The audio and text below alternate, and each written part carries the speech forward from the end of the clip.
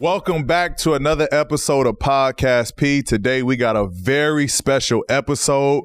We bringing in our very first guest. Wow. This guy needs no introduction, but I'm going to give it to you anyways. We got the 3-time NBA All-Star, 2022 3-point champion, size 20s on his feet. 20, but he keep them clean though. We got the Dominican starting pitcher. Yeah, right? I saw that. Not my dog, but my cat. We got Karl-Anthony Towns in the building, baby. Make some noise. Nice one. That was a nice intro. You know what I mean? Hey, Did I get him shit?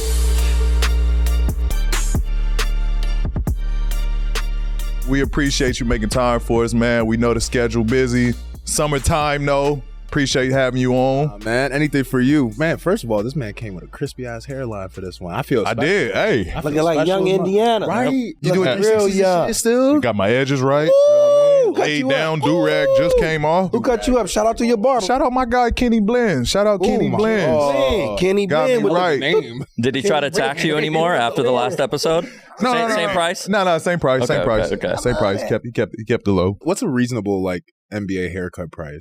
We went over this. Oh, It was one of our social corner He questions. paid $500 for a lineup. No, I don't. $500 for You a spent lineup. $500? It was. Let me ask you. How much? So when you got your hair braided and you got it cut, how much did you pay? The one time ever? I don't know. Honestly, I don't remember because Jordan paid for it. But Ooh. that's a flex. Yo, That's a flex. Yeah. Shout out to Jordan for Shout paying out. for Some new the shit. hair. That's new shit. I pulled that one out. For Jordan. I think Wifey, did you hear this? yeah, right. No chance, P. I'm I sorry. think that I think it's like $250. I think With? it's $250. Okay. With the and he lines you up too. Maybe P did pay I need to that get premium. some money back. I think I Try to don't know. tell him. I think usually an NBA haircut to me is always one $100 bill. That's it. Just like me. Yeah, I think that's cheap. Ghetto shit. I was about to say, let me hold back on the ghetto. That's what I said. I was about to say one ghetto shit real quick. You just like that's what I said. One bill. Hey, people, one bill. That's $100. I would say All right, $100 catch 'em up. usually. Damn, 100. That's it. I'm in Minnesota. You in LA. There's a different shit type of crazy thing in going Minnesota. on. They probably cut your shit for free to keep 100 in Minnesota. Minnesota. Shout out Keem, man. Take good care of it. Yeah, Kenny Blends, Blends. man. Hell of a name. Kenny Monkey Ackworth. he pay $1,000 to get his shit done. 1,000. Man, whatever. As y'all can see, all these lies and games that they are playing 'cause today. they gotta this this shit how not They real. gotta hot glue them braids in and shit. This shit not real. episode 10 about to be today, y'all. You see how we debating and just talking crazy off the rip. I told y'all it's going to be a crazy week, but let me tell y'all something. It's going to get even better this week because it's somebody's birthday this week. Y'all want to know whose birthday it is this week? Holly Berry. It's my boy PG birthday. So we gonna give it off top. I got my boy some of his favorite chocolate chip cookies. And we he go. love them. And we gonna get in. And we only gonna do it right, y'all. Birthday What up? to Happy you. birthday to you. Happy birthday to you. Happy birthday, dear P. Happy birthday to you. Hey, man. God. Hey, I appreciate y'all, Happy man. B-Day. Damn, I'm a little far, but shit. Get a cookie. Appreciate that, man. That's I'm nice. watching Big my ass weight. I'm cookie watching my right weight. here. What the fuck is this? Take a bite of that. Is that a hamburger or a cookie? Certified. Nah, there's no Mango. way. The mango cookie. Right? There's no way. Shout out to passed the drug test. Bristol Ain't no way. There ain't no fucking way. Wow. It's Mondo Hell, cookie. man, look. Fucking good though. As y'all can see, it's episode 10. We eating on the show. We acting real different. We got our first guest. It can't get no better than this. But I'm going to start off with the first question because it's birthday week. P, besides this gift you just got, Yeah. what is the best gift you ever received for a birthday gift? Think about it. Think about it. You got kids. I do got kids. Goddamn. Nah, I was gonna say. You know what? Very, very sentimental moment. Actually, my daughter is born a day before mine. So my greatest birthday gift is the birth of my oldest daughter. Shout out my baby girl, Olivia. She turns 9 today. Happy birthday. Happy Her birthday, birthday is the day Olivia. before mine. So that is my greatest birthday gift that I could ever ask for. All right, Jackie, it's time to check in on our picks again. Shh. playoff times, man. It's getting serious right now. I got to focus. I just won big thanks to Jamal Murray and the Joker beating their projections. How'd you do this week?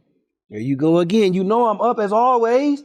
And people don't even know what we're talking about, man. Let the people know we're talking about Prize Picks. So Prize Picks is a daily fantasy app where you pick 2 to 6 players like the video on your screen, then pick if they will have more or less than their Prize Picks projection. You aren't competing against other people. It's just you versus the projections available. So Jackie, tell me about an entry that you won on this week. All I did is projected that Stephen Curry was going to get more points than he was projected to get, and Jimmy Butler just did the same thing. I've just picked more and more because that's all it was. And you know what? I know how much money I won too. But tell the Prize Pick people how much they can win. So you can win up to 25 times your money on any entry. And on top of that, all first-time users that deposit and use our promo code PODCASTP will receive a 100% instant deposit match up to $100. That means if you deposit $20, Prize Picks will give you $20. If you deposit $100, Prize Picks will give you $100. Cha-ching! Have you ever gotten like a super what's your best gift? Like, I know it's hard because I want to know, and yeah, that's a great answer. Beyond that, Here's the real gift. That's That's the real answer. I got a lot of cool shit. I remember getting a you give me that go-kart. Ferrari? I got a go-kart. No, we'll talk about that later. This is my birthday. You talking about can I get you Your birthday this weekend. What? Hey, now. I got a go-kart, actually. As a kid? As a kid. My pops got me a go-kart for my birthday. That's fire. There you go. Pushing it. I got a red one. Got me a red go-kart. Red go-kart. Mm-hmm. How fast did you break it?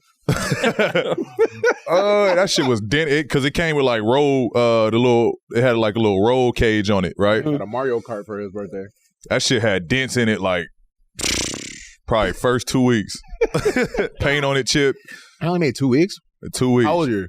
I was probably like You 13, 12, 13 years old. Nah, it should have lasted more than 2 weeks. Nah, I was out there in them streets. You should see him drive. Listen to Rich Boy and shit. Paul Wall. And I shit. was. I was sitting sideways. Sit sideways. Throw some D's on that. Throw some D's on that. What about you, Carl? Best gift? Yeah. Best birthday gift. It better not be from Jordan. But damn, I can't talk about the ring. Yeah, all right. Can't do from Jordan. I don't know. I was never a big like gift person, like receiver for birthdays. I was more of like just having the experience with family and stuff. So I wouldn't say gift. Yeah. But I would say like experience. Like I remember it was in a season. I don't know. I had a lot of good birthdays. I just had Just give us experience. one. Just give us one that you like. He had a lot of good birthdays. Okay, give us a Jordan right off the top. No, I would say Splash the ring. If I had to get the best one, I probably got. It would say my mom got me a cake, but it was done up. Like it was like the first time she really got me a cake that was like done up. Yeah, it was in the season, and it was super dope. I have it at the house still, like kind of chocolate. Say no more. That's cheap steroid ass cookies. And shit. Now that's interesting you say that though, because like I felt that way too. Like I would say like after like 13, 14 years old, like I didn't have that same like excitement for gifts. It was more so just like enjoy bringing it in with the fam, with my peoples, my homies. Like I didn't even care about gifts anymore, even on Christmas. Season. So it's always like in the beginning of the season. So it's always like if you could get the experience, and that means everything more. Yeah. Like the gifts and stuff, we in a position where, you know, like it is true. Like my mom said, what do you get someone who has everything? Who has everything, yeah. It's kind of hard. So that's my family well, go-to when you right didn't there. have nothing though, what was something that you appreciated? Then I really had nothing. So I was at that point, I would probably say little things mean a lot, right? I'd probably say like back in the day, my dad and my mom got me like an Xbox. I think it was the Xbox 360. There we go. Can't go wrong there. Can't go wrong there. 360? Well, they went wrong with Xbox, but you can't go wrong with a new system. Oh, you do have that PlayStation PGs, right? Yeah. And we make them in, we used to make them in 20s. We used to make them in 20s, so but I gave them all out. Hello. You remember when I was in Nike and I sent you a video of me throwing the jersey? Yeah. Fuck your jersey. This motherfucker sent me a video throwing my jersey around. So Nike, they used to send them motherfuckers overseas. Hearing that you champ shirts. How you get the video though? How you get the video? No, he was there. He was sending it to me. He was sending me the video. I remember the exact things I said. They should send this out with the Super Bowl runner-up shirts. That's cold. I ain't go for none of that shit. P, hearing that you messed your go-kart up in 2 weeks is so fitting because if people only knew the amount of just random stories that I've seen this guy driving anything, it's dangerous. So you only having 2 weeks. He's in for a good time. The P is for push it to the limit. Right? Pushing that motherfucker. So in the NFL, P, quarterbacks are known to get their offensive linemen gifts. Does that same type of principle go in within an NBA locker room? And Carl, this is a good question for you too. Do your teammates get you any gifts on your birthday? No. So no one's going to get you? No. Like, I got P a gift for his birthday. I did. It's parked outside, ain't it? No. That motherfucker parked outside, ain't it? That motherfucker for the Ferrari then. That's sick. Stop. I got him a little something. I'm happy. I think he'll probably show it on Instagram later. Yeah. Hey, I appreciate it. You know, like I said, I'm not really big into gifts, but I appreciate it. Yeah, it's just saying. We can. I remember the story of John getting the whole squad Rolexes. That was for like Christmas. Yeah, that was like, damn. Yeah, I ain't doing that. I got my teammates the little hoverboards. Beats by Dre headphones. You got a team Beats by Dre? I think the only thing I've ever done after that was cheap ass. Yeah, you right. $200. Yeah, free $99 off probably. Those headphones, leaving the Coaches rolls. probably You right. I got them Xboxes, the Series X's and PlayStations. I remember I did that 1 year. I think that was last year actually. Okay. Yeah. Me too. Shout out Steve. Steve got them. I like this. Like us. Because this podcast ain't. Hey, you're sick. You just told on yourself right there. Talking my shit. I like this. Y'all like this is fun.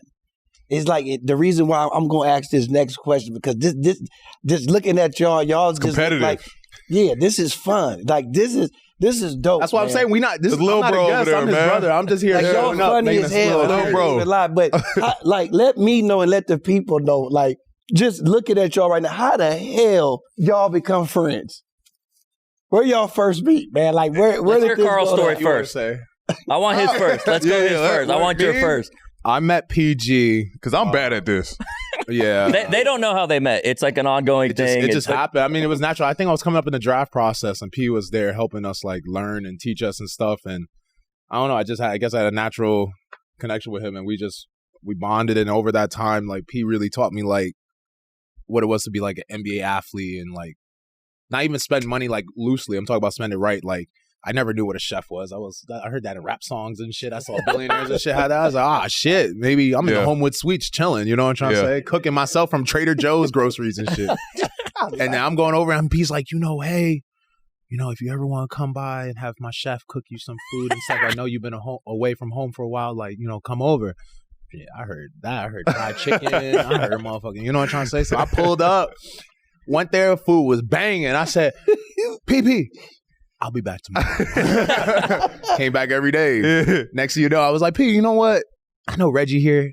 I can move into it. You got a big ass house, man. You ain't going to recognize me. But P really took me in like real, like a little brother. And y'all seem like y'all really like genuine. For sure. He took me in like for real, like taught me the game. He really like expanded what I knew. He was on Team USA, so like I'm learning how it is to win and shit. He had that. You wasn't lying. I was going. That's where my recollection of how we met and our days of going back. Like, I remember that day you came over because at the time you was meal prepping. This motherfucker was working on. Yeah, I was cooking. I'm trying to tell you. Nah, he was getting ready for the fucking ESPN Body Magazine. Sick. He was eating clean. Wait, the Body Magazine? The Body Magazine. So he had a baby oil on you. Make sure y'all put his pictures up on the screen. You don't want to see that. Hey, cheeked up. But he did get super lean. I'm not gonna lie, he was super lean. Like I was really lean. He had a little body and this big ass head on it. I'm usually like in the season, like in the playoffs, I'm like 265, about like big head, big feet, little body. Man, fuck out of here. I was like 230, like 3% body fat. Damn. Walking in. That nigga's playing a 2 that time. That's crazy. And you how tall? Shooting guard. 7 foot. Shooting guard. That is crazy. Me and Ant same size. Yeah, that y'all boy. motherfuckers are 2 and 3. I won't do that again. But that was fun. I like the challenge of it. So how many years ago that was? That was 7. Yeah, about 7. 7 was when we really like locked in. We got locked in. 8 was like because what year is this? For you? you? I wasn't really like. I was just trying to figure my shit out first, and then I came back for my second summer. This going on 8 or going on? This is about to be my 9th one. This is going on 9. Okay, yeah. So it's been about 7 years. 7 years ago. Isn't that crazy? That's crazy. Time flying, dog. I'm trying to tell you, I was that little Kentucky kid in the gym at a little what was it, Bay Club, whatever they called it at that time. Now it's like 8 years in. Wait, so you started at Bay Club? What is it called? It used to be called Bay Club, right? Yeah. And they changed it with about Don. Like 4 that's different where you started names. working with Don McClain. That's throwback. You was at Bay Club. That's what I'm saying. So I was over there, and I really was that. Then I saw him pulling up in the Ferrari. You know what I'm trying to say? You know what I mean? I had to flex on the young fellas one time. Now, like give it to you. I knew what I was doing though. I knew the young fellas could handle it. They could see the motivation and they can run with it. So that's all I was doing. You know what I mean? But that motherfucker slippery slope. Slippery slope. Indiana. That's why I was grooming the young fellas. You know damn well he was driving that shit every day because in Indiana that motherfucker was in the snow like me. He was like, I can't drive this hoe anywhere. I was driving the shit out of it when I got there. You can't drive that shit in Indy. Nah. When I get to LA, I'm driving the shit out of this. No, you was definitely car get like. I remember asking him, I'm like, yo, Pete, like. Did you get it like extended? I feel like I went, man. I was young and shit. I ain't know better. I ain't know none of that shit, bro. I didn't spend no money, nothing. I was like, oh my God, Ferrari? Like what? Yeah. Did you have a car his rookie year, bro? I used to ask all the teammates for rides. I said, fuck spending the money for that. Wow. Did you have any cause you shit in a cold ass city too. Yeah. And coming from, it's still snowing there. Knowing like, because in Dominican, y'all got that good weather and shit. Yeah. Did you have any moments like when you got to Minnesota where like driving and shit, like when I was in Indy, my first time driving, bro, I had bought an Escalade, right? I was good in the Escalade. Okay. But then the new Challengers and shit came out, so I copped the Challenger. And where my apartment was, it was like a 6-way. And I live right downtown, like literally 5 minutes from the arena. Yeah. But so I'm driving a shoot around early this morning. Thank God I was the only person on the road. Sliding everywhere. So it's a 6-way. Yeah. So I'm driving and I got to make like a little, it's not a straight, but it's like a little left, like a little turn to go left. Soon as I hit, I'm at the light. I'm going through. As soon as I punch on the gas a little bit, that shit gone. My shit spins out, right? Yeah. So I'm like this, like trying to gain control. Like I'm sliding middle of the intersection, like And again, no cars is there at this time. Like that's the only lucky shit about it. Yeah. So I'm just sliding, bro. I'm stepping on the brakes. My brakes is just sliding too. Like I'm like, fuck. Like how am I gonna get through this? Luckily, it was like a movie. Literally got to the curb and my shit just stopped. Finally, yeah.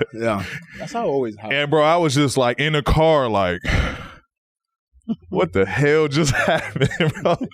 Nobody is gonna believe this shit. What I just went through, bro. It's. I pull up at the practice, bro. I'm sweating. Like, you good?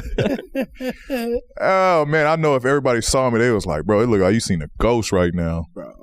You ain't have no, like, you ever had moments like that? For sure. Your first moment being I'm different. I didn't want to spend the money on winter tires, so I said, fuck it. We're going to be wearing summer tires. Oh, my gosh.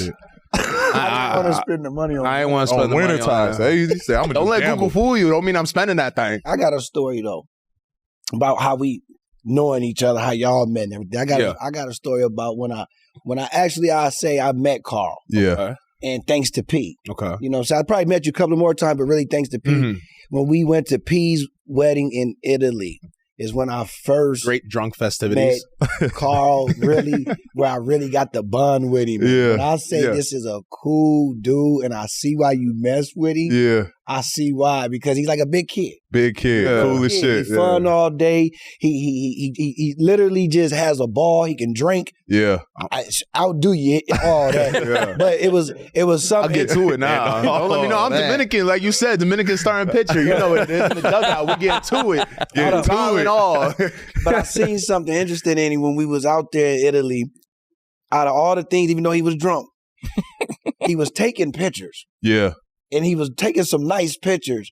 I want to know, is you still taking the pictures? Oh Carl? yeah, he had the old he was doing his thing. wind up He was film. getting married. Yeah. I just wanted to have those moments, for myself. One, two, so I could always look back and be like, man, my bro really did that. Something special, and we all could remember that. But two is like, I took some photos just for him. Like I know he got all the money, he got all these photographers and stuff. But there's something special when you have Polaroids. Nah, you Yeah. did that. It's something cool. I took definitely pictures of the kids. I took pictures of him, his he did. family, everything. It was just little things, It's like a cool little party thing, set the vibe. Yeah. I like setting the vibes. You know what I'm trying to say? Like Keep it up, man. it's cool little. thing. I definitely appreciate you for that because like all my family was like that. The same. They left away with that same takeaway. Like, damn, Carl was fun as hell. He was cool as shit. And I was like, there for you. Yeah. That's what I'm saying. It's all about celebrating you. It was awesome. It was awesome that like literally, like I kid you not, every family member was like, man, Carl was like so personable. He had fun. He was taking pictures with us. Like he was taking pictures for us. I remember your auntie came up. She was like, "Hey, can you get a Polaroid of me right here at this edge?" I was like, "Show thing, mama. Don't worry about it.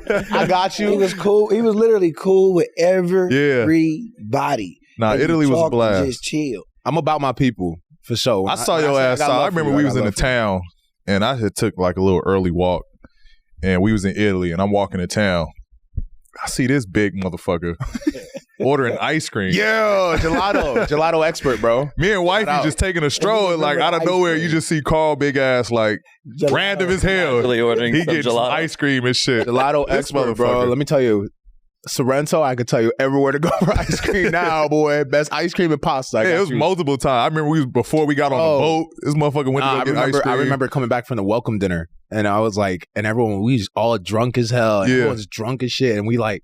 They're like, Carl, where you going? I said, fuck that. I got to go get some ice cream. It's 2 a.m. I'm like, fuck that. We going to go get some. Everyone's there. They're like, is that like, you could tell my girl was like, they all know it's you. And I'm like, fuck that. I'm getting all this little the stracciatella, whatever the hell they call it. I'm getting whatever ice cream they got, Franz, like Fresa, whatever. All the ice cream. I'm getting all that ice cream, bro. Well, there's no secrets. Cats like dairy. If you can remember all the ice cream, if you can remember all the ice cream and all that, right? Yeah. Tell me this. When the first time y'all ever played against each other? Tell me about that ice cream.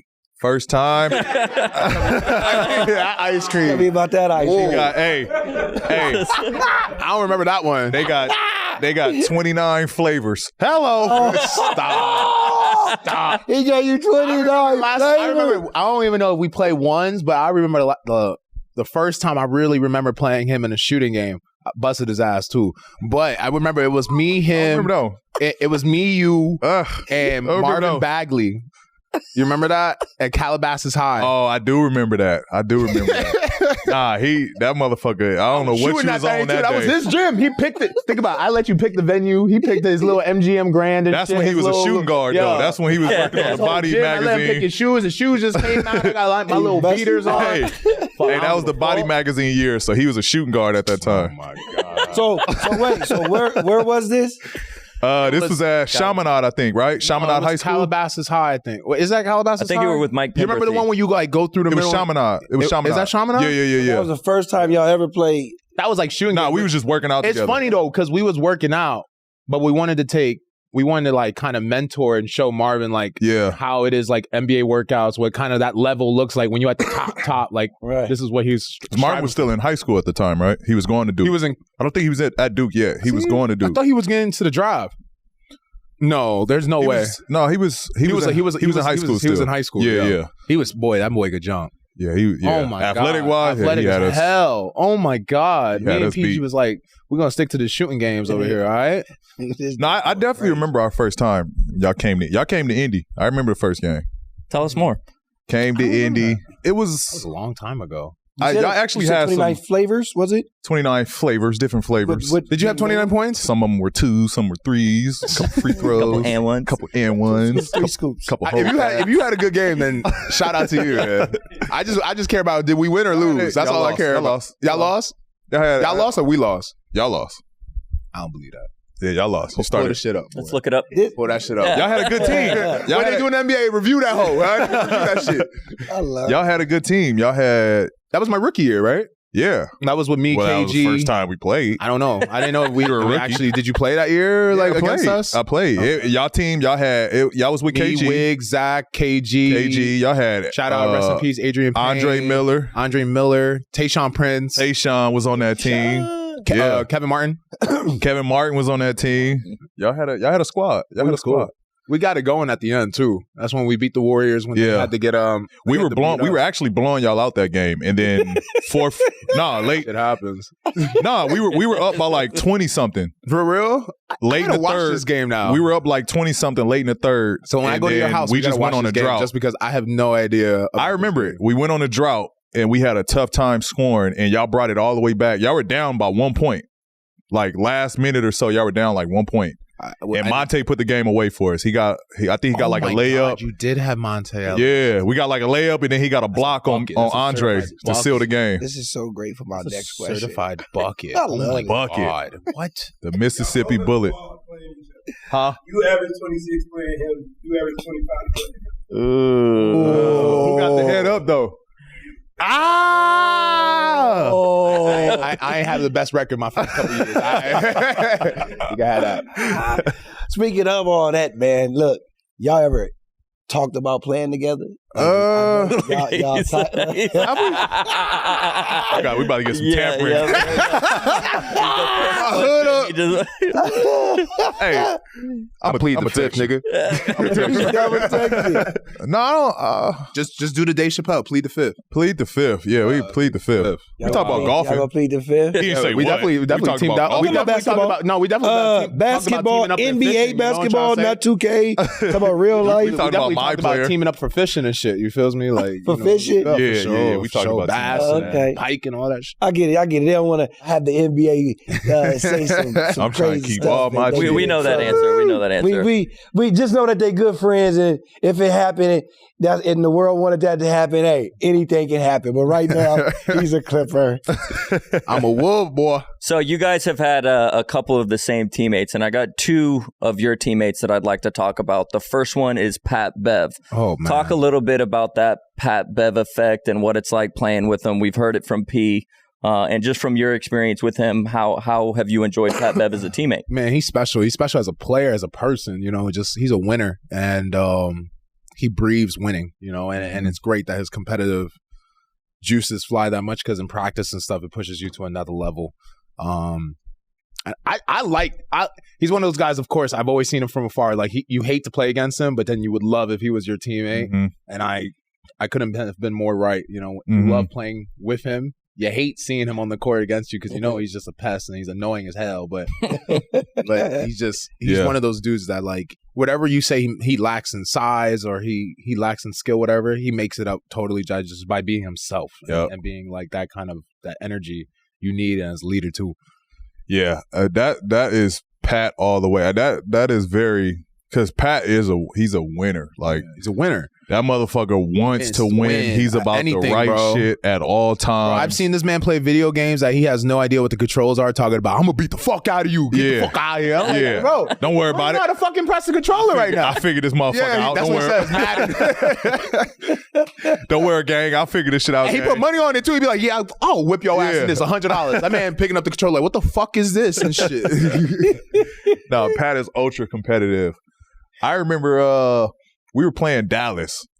And this motherfucker had his own, like, basically, like, game plan or scouting report on Dallas. And he sent it to me, like, he sent me, like, Tim Hardaway Jr., like, look, gang, this is, he don't like doing this. He don't like doing that. Like, just crowd him here. He would do that shit with us, too. That's how locked in Pat be, like. Pat really be locked. That is one person I say, like, I heard him say it. He probably like in a 1 percentile, 2 percentile cast that's locked in. No, he's locked in for sure. Pat is locked in at all times. Pat comes to our little shoot rounds. He'll come to the shoot rounds and be like, they'll be like, yeah, we're gonna do this on woo woo woo. I'm just whoever it may be. He'd be like, nah, we gonna send him this, and this. And the coaches be like, no, we made a game plan. Well, coach, he's 13% going this way, so we gonna do that shit.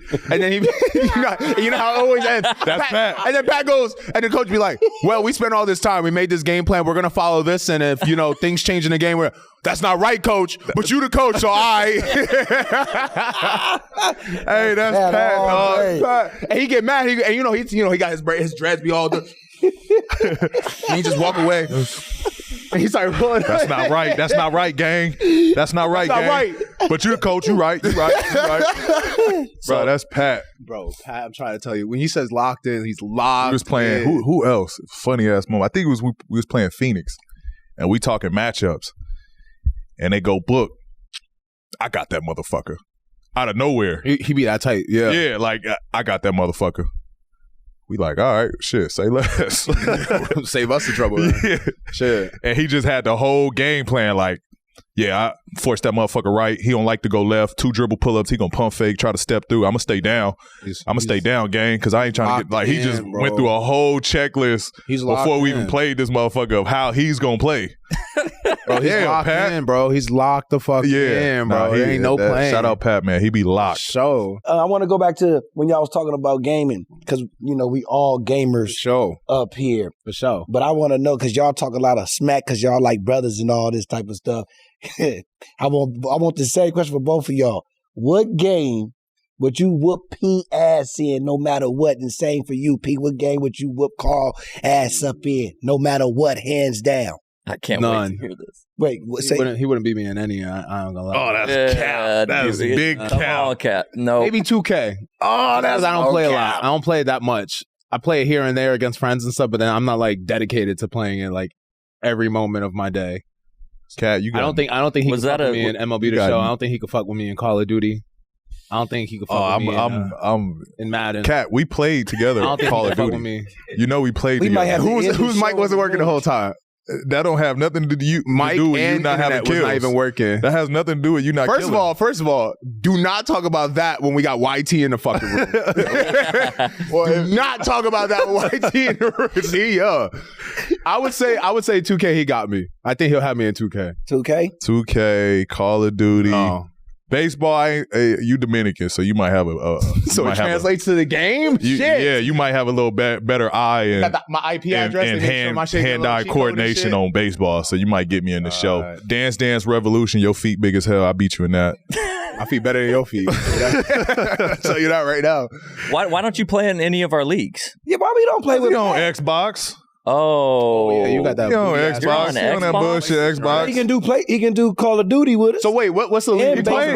We have a Madden league. We have a 2K league. I won that one, just to throw that out there. Put me in the Madden. I'll play in the PlayStation. Okay, you're not good at Madden though. What? You're good at Madden. When's the last time you played Madden? Yeah, boy. I'll play though. He been keeping it honest though. He's either 2K. No, he not. He said I can't beat him in nothing. He can't beat me in Madden. Now that y'all talking about y'all play like that, I'll play. He's good at games. Like I'll play. I'll play. Madden. You say send me the invite. Beat you in baseball. Fuck all the talking. Send me the fucking invite. That's all I need. Sign the contract then. Like it's boxing. Sign that shit right now. Say less, Steve. I'll play. Be ready to lead the show right now. Yeah, right. We need some more comp. We got a lot of guys, like, I don't want to name any names, but they're just in the league for fellowship, and so we're trying to elevate just the overall gameplay. You get what I'm saying. Why he point at you, YT? Stop it. That's fucked up. Some cats just be there just to talk to the homies. Yeah, you just want to hang out. The man said we put YT in there as a charitable contribution. Damn, YT. To our boy YT. He's like the gateway for all the boo-boo dudes to be welcomed. YT's the record builder. So do I get to play YT? He's a part of the Players Association. Like, everyone is welcome. Like a 2-game split, and you see YT, you like, we good. We gonna get one on the board. We're gonna get one on the board. That is how they think of him, though. That's why. That is how it goes, though. Because I'll be like, nah, bro, you're not good enough to play in the league. They be like, well, shit, YT. You gotta fight for your pride right now, bro. We on this big time podcast, one of the best podcasts in the world, talking about how you ass at motherfucking video games. Shout out to our old boy YT. Yeah. You said what? he did create that, though. That's the funny part. Oh man. Oh, I'll tell the episode. All right, we gotta. I'm in this league YT. I'm making an Instagram just of your scores. A lot of photogenic. pictures. Bro, I'm gonna edit them games too. I'm gonna be like, here's what YT fucked up throwing his 7 interceptions. If you went into Paul's phone right now and just looked at our group chat, so when you lose by 21, I don't know if you do the photo. Oh, the thing. mercy. Yeah, well, you got to take a photo. Oh, really? Yeah, so if you we get get to see dubbed. what kind of TV they got. My phone is probably like 30% YT pictures in it. YT, what's No going cap. on, man? First of all, everyone not seeing this on the podcast, we talk about YT behind the camera, and you getting played more on camera than off camera. Damn, that's fucked up. All right, we gotta move along. We gotta move along. All right, Kat. Let's go back to where it started. Right. Okay. We want to talk about young Kat. I know when, like, for me, that tipping point for me when I knew I had a chance to make it to the league. Yeah.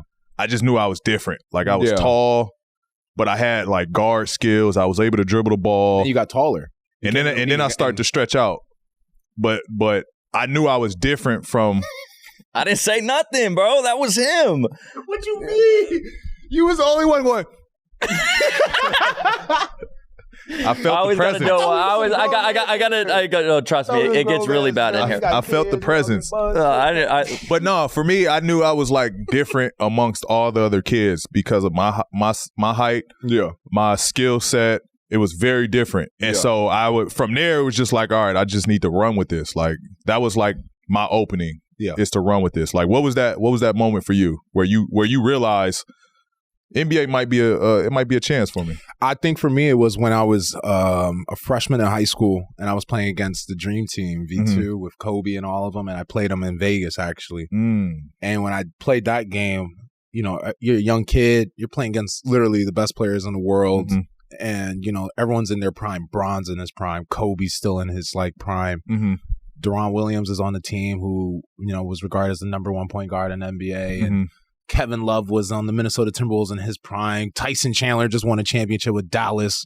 Like, you know, we could keep That's going. a squad. You know, Anthony Davis just got drafted number 1. So, like, I remember that moment. I had a whole summer of playing against, like, you know, this is people back in the day we talk about Grievous Vasquez and all the Andre Karolinko, Timothy Mozgov, and all these players. And I was on the bench most of the summer, but just watching these guys play and stuff, I was like, man, I could bust their ass. I ain't gonna lie to you. I could do that. If they give me a chance to go on the court, I could do something special. And this is me at 15. Yeah, how old were you then? You were 15. Yeah, I was 15. And I remember when I played that game against in Vegas, and it was not like I went out there and had like 20 points, 10 rebounds. Like I had like 5 points. I think I had like 5 points and like 2 assists, 3 assists. I only played the fourth quarter, but like the fact that when I got on the court, how comfortable I felt making behind the back passes against the best players in the world, shooting threes, you know, feeling confident in my skills out there and stuff, and producing some sort of stats and feeling like I looked the part. Like I looked like I was supposed to be. You felt there. like you belong. Yeah. So I was like, when I had that, I was like, nah, when I get to the NBA, I'm going to be a problem. It wasn't even about making it anymore. It was about when I get there, the league ain't going to be ready for me. Yeah. And you know, I was a freshman. So like what? I had sophomore, I skipped my junior year. I reclassified to be a senior. So I had 3 years where I was like, bro, I got 3 to 4 years of more like seasoning before I get to the NBA. Like, that's some great experience right there. That's what I'm saying. I was like, when I got to the NBA, I was already my freshman year. I was like, they can't fuck with me when I get there. Yeah. I already knew when I got there. You go back to school though, like, damn, that's right. That's swag. Like you go back to school, like, I just had a little open run with, you know. But you know, people, it's so funny how Americans AD right? and them. What you say, AD and them? Yeah. Play a little ball with AD Kobe and them. Yeah, Kobe and them. Not crazy. Pick and roll shit. Y'all niggas here weak. Now I'm playing Lil Bobby from Lil East Brunswick and Lil shit. Bobby, 5'8" and shit. I was always very confident in myself. I never felt like it just boosted my confidence. So I knew I had like, my mindset went from like making the college anymore, and now my whole mindset was like, this is the training camp I have till I'm in the NBA. So I got 3 to 4 years. I got to be so locked in because when my time comes, I want to make the most of it. And I thought about that for 3 to 4 years about how when it's my moment, I'm gonna be ready. You know, and I did what I needed to do. No, that's awesome. You said that. Like, because if you can see it happening, and then when you're prepared and ready for that moment, like, because I went through the same thing, not in high school playing against, greats and shit like that. But the point of me, my early years in the league, like after, going through my preseason. There you go. Great job. Damn. You're a vet. Going through preseason. He don't even know what preseason is anymore. He's like, preseason? What the fuck is that? Drawing blanks. What is that? Going through preseason, that's when I came up with like, damn, I can be a fucking all-star. Give me like 2 years. I'll be an all-star in this league. Like that's the way I felt just because it felt so natural out there. Yeah. I felt like I was myself. I still had a ton of room to improve, but I loved where I was at already. Yeah. So I remember telling the team, man, I told y'all this, I think like 2-3 years in, I was like, yeah, I'm going to be an all-star in the league. Whole locker room bust out laughing and shit at me. All right. Watch. They did? Whole locker room, bro. Like for real? Like tears, bro. Tears. Like on the ground, stomach holding, knee slapping. Like nah, not the knee slapping. Knee slapping. Like the knee slapping. The knee slapping. They took it back to the days, bro. Bro, back of the head grabbing. Like, bro, they was dying in there. Stupid Dell. If anyone started coughing, laughing so much, then we got a problem. Talk about probably was. Probably was. But yeah, no, that's awesome to hear. That's awesome to hear. Damn, 15. So when you came to Minnesota, did you feel any pressure in kind of almost following Kevin Garnett's legacy? And how much did KG kind of speak to you? I assume he did when you came over there. Talk about that experience. Yeah, I mean, obviously there's pressure. You're the first #1 pick ever in the organization's history. So like they really said you're supposed to be the guy for us, you know? And like I said, I'm so confident in myself, and I knew before I knew I was going to exceed expectations, so I wasn't really worried about that. But then when you have KG there, it's like you said, I'm following KG set, but KG's there, so I get to really like work with him every day and like know where he may have made a mistake and where I could not make the same mistake and what maybe he wish he knew when he was coming into the league and stuff like that. So I felt very prepared. I felt ready for the moment. I felt like I said, I took 3 years, just such a single focus that when I get to this moment, which I knew it was coming, I'm going to be ready for this moment. And I'm going to seize the moment. And I think my rookie year, I definitely did that. Yeah, no, you definitely rose to the occasion. So I feel like I did what I was supposed to do. I think PG saw it too. Like the look in my eyes for every workout was like pure, like it was, this is the workout of my life. This is the workout for my resume that will change the game. Did you have like a moment where like, you was like, God damn, I'm being like mentored by KG. For sure. I really wanted to bust his ass every day in basketball. I ain't gonna lie to you. So I was really excited that, a guy who's known as the greatest power forward of our time, I get to go out there and show him how, the new generation's here. Boy. Yeah. So I thought that was cool. But like, one thing that, I know one thing that I took away from being around KG. Oh yeah, he was with y'all for a little bit too with the Clippers. He was working around like the facility and stuff like that. This was like me being teammates with him All-Star weekend. Okay. But one thing I took away from him, and I always from this point on, like I'm strong on this shit. I remember All-Star weekend, they set up food for us and shit after, and the media and shit was, and the coaches and everybody started digging into food. Players first, bro. He went crazy. At All-Star. He was calling, y'all bitches, y'all motherfuckers, y'all better put that fucking food. That shit goes to us first. That motherfuckers. Hey, Lord. Yeah. Lord. Who the fuck eating before us? Lord. Bro, he went crazy. Like, he was tripping like that? No bullshit. KG went off. Bro. He tripping, bro. Everybody dropped their plates. They dropped the food, bro. Like, everybody ran out of there. It's like, motherfuckers don't deserve to eat before us. Like, we put our goddamn bodies on the line. They ain't eating before we eat. He's serious about that shit. Nah, he was serious about it. Very serious about that. And to this day, bro, I carry that shit with me. Like, nah, like he damn right. We put our body like we playing hard for this shit. Like, for sure. Because we would like get to the food and it's gone. Bro, we be hungry. Like food gone. Like everybody that ate but us. People in that every little. I know. I ain't gonna go there.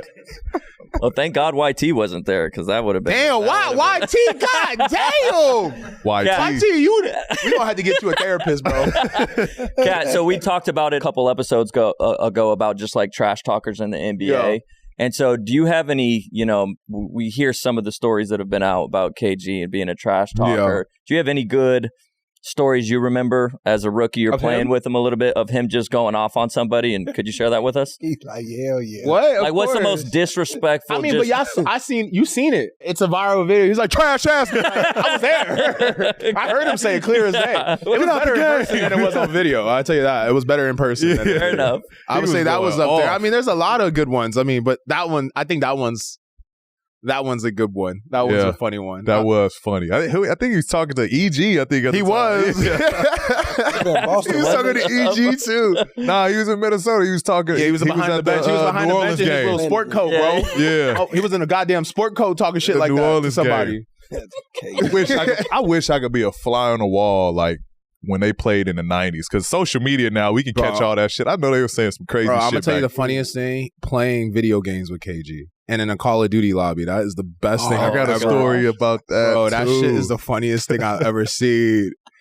The funniest part about KG is when he talked to me, he'd be like, Lord. You know, he always say, Lord. Let me tell you something. I always got some ginger ale next to me because the motherfucker be moving too motherfucking fast now. He be giving me a stomach.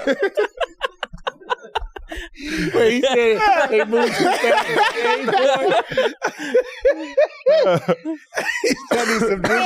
He told me that shit at practice one day at the practice facility. I started busting out laughing. I said, no, this man didn't just tell me he got ginger ale because the game moved too fast. It gets easy. Oh, man. man. Motion sickness, goddamn. Hey, me and him had to do a 2K. We had to do a 2K My Player little promo shit with Ronnie, right? Mm-hmm. So me, him, teammates, and I think Ronnie was our third. Oh my God, not Ronnie. First of all, it took us like 30 minutes just to start playing because KG didn't know how the hell to work this shit. He didn't know how to log in, like how to get on the game. 2K do make you be. His You be mic wanting to play wasn't 2K, they be like, working, we need your email, your Literally password. every technical Scroll all the way difficulty down, he went accept. through, right? Wait, So, y'all was online playing each other? yeah, we was on the Person? park. Oh my Yeah, God, so not the park. You actually We was on on the park? I was on the park with KG. No, they should have had a representative there. And it took like, no lie, 30 minutes for him to like actually get set up. So we waiting on him the whole time. We like, yo, can y'all hear me? Can y'all hear me?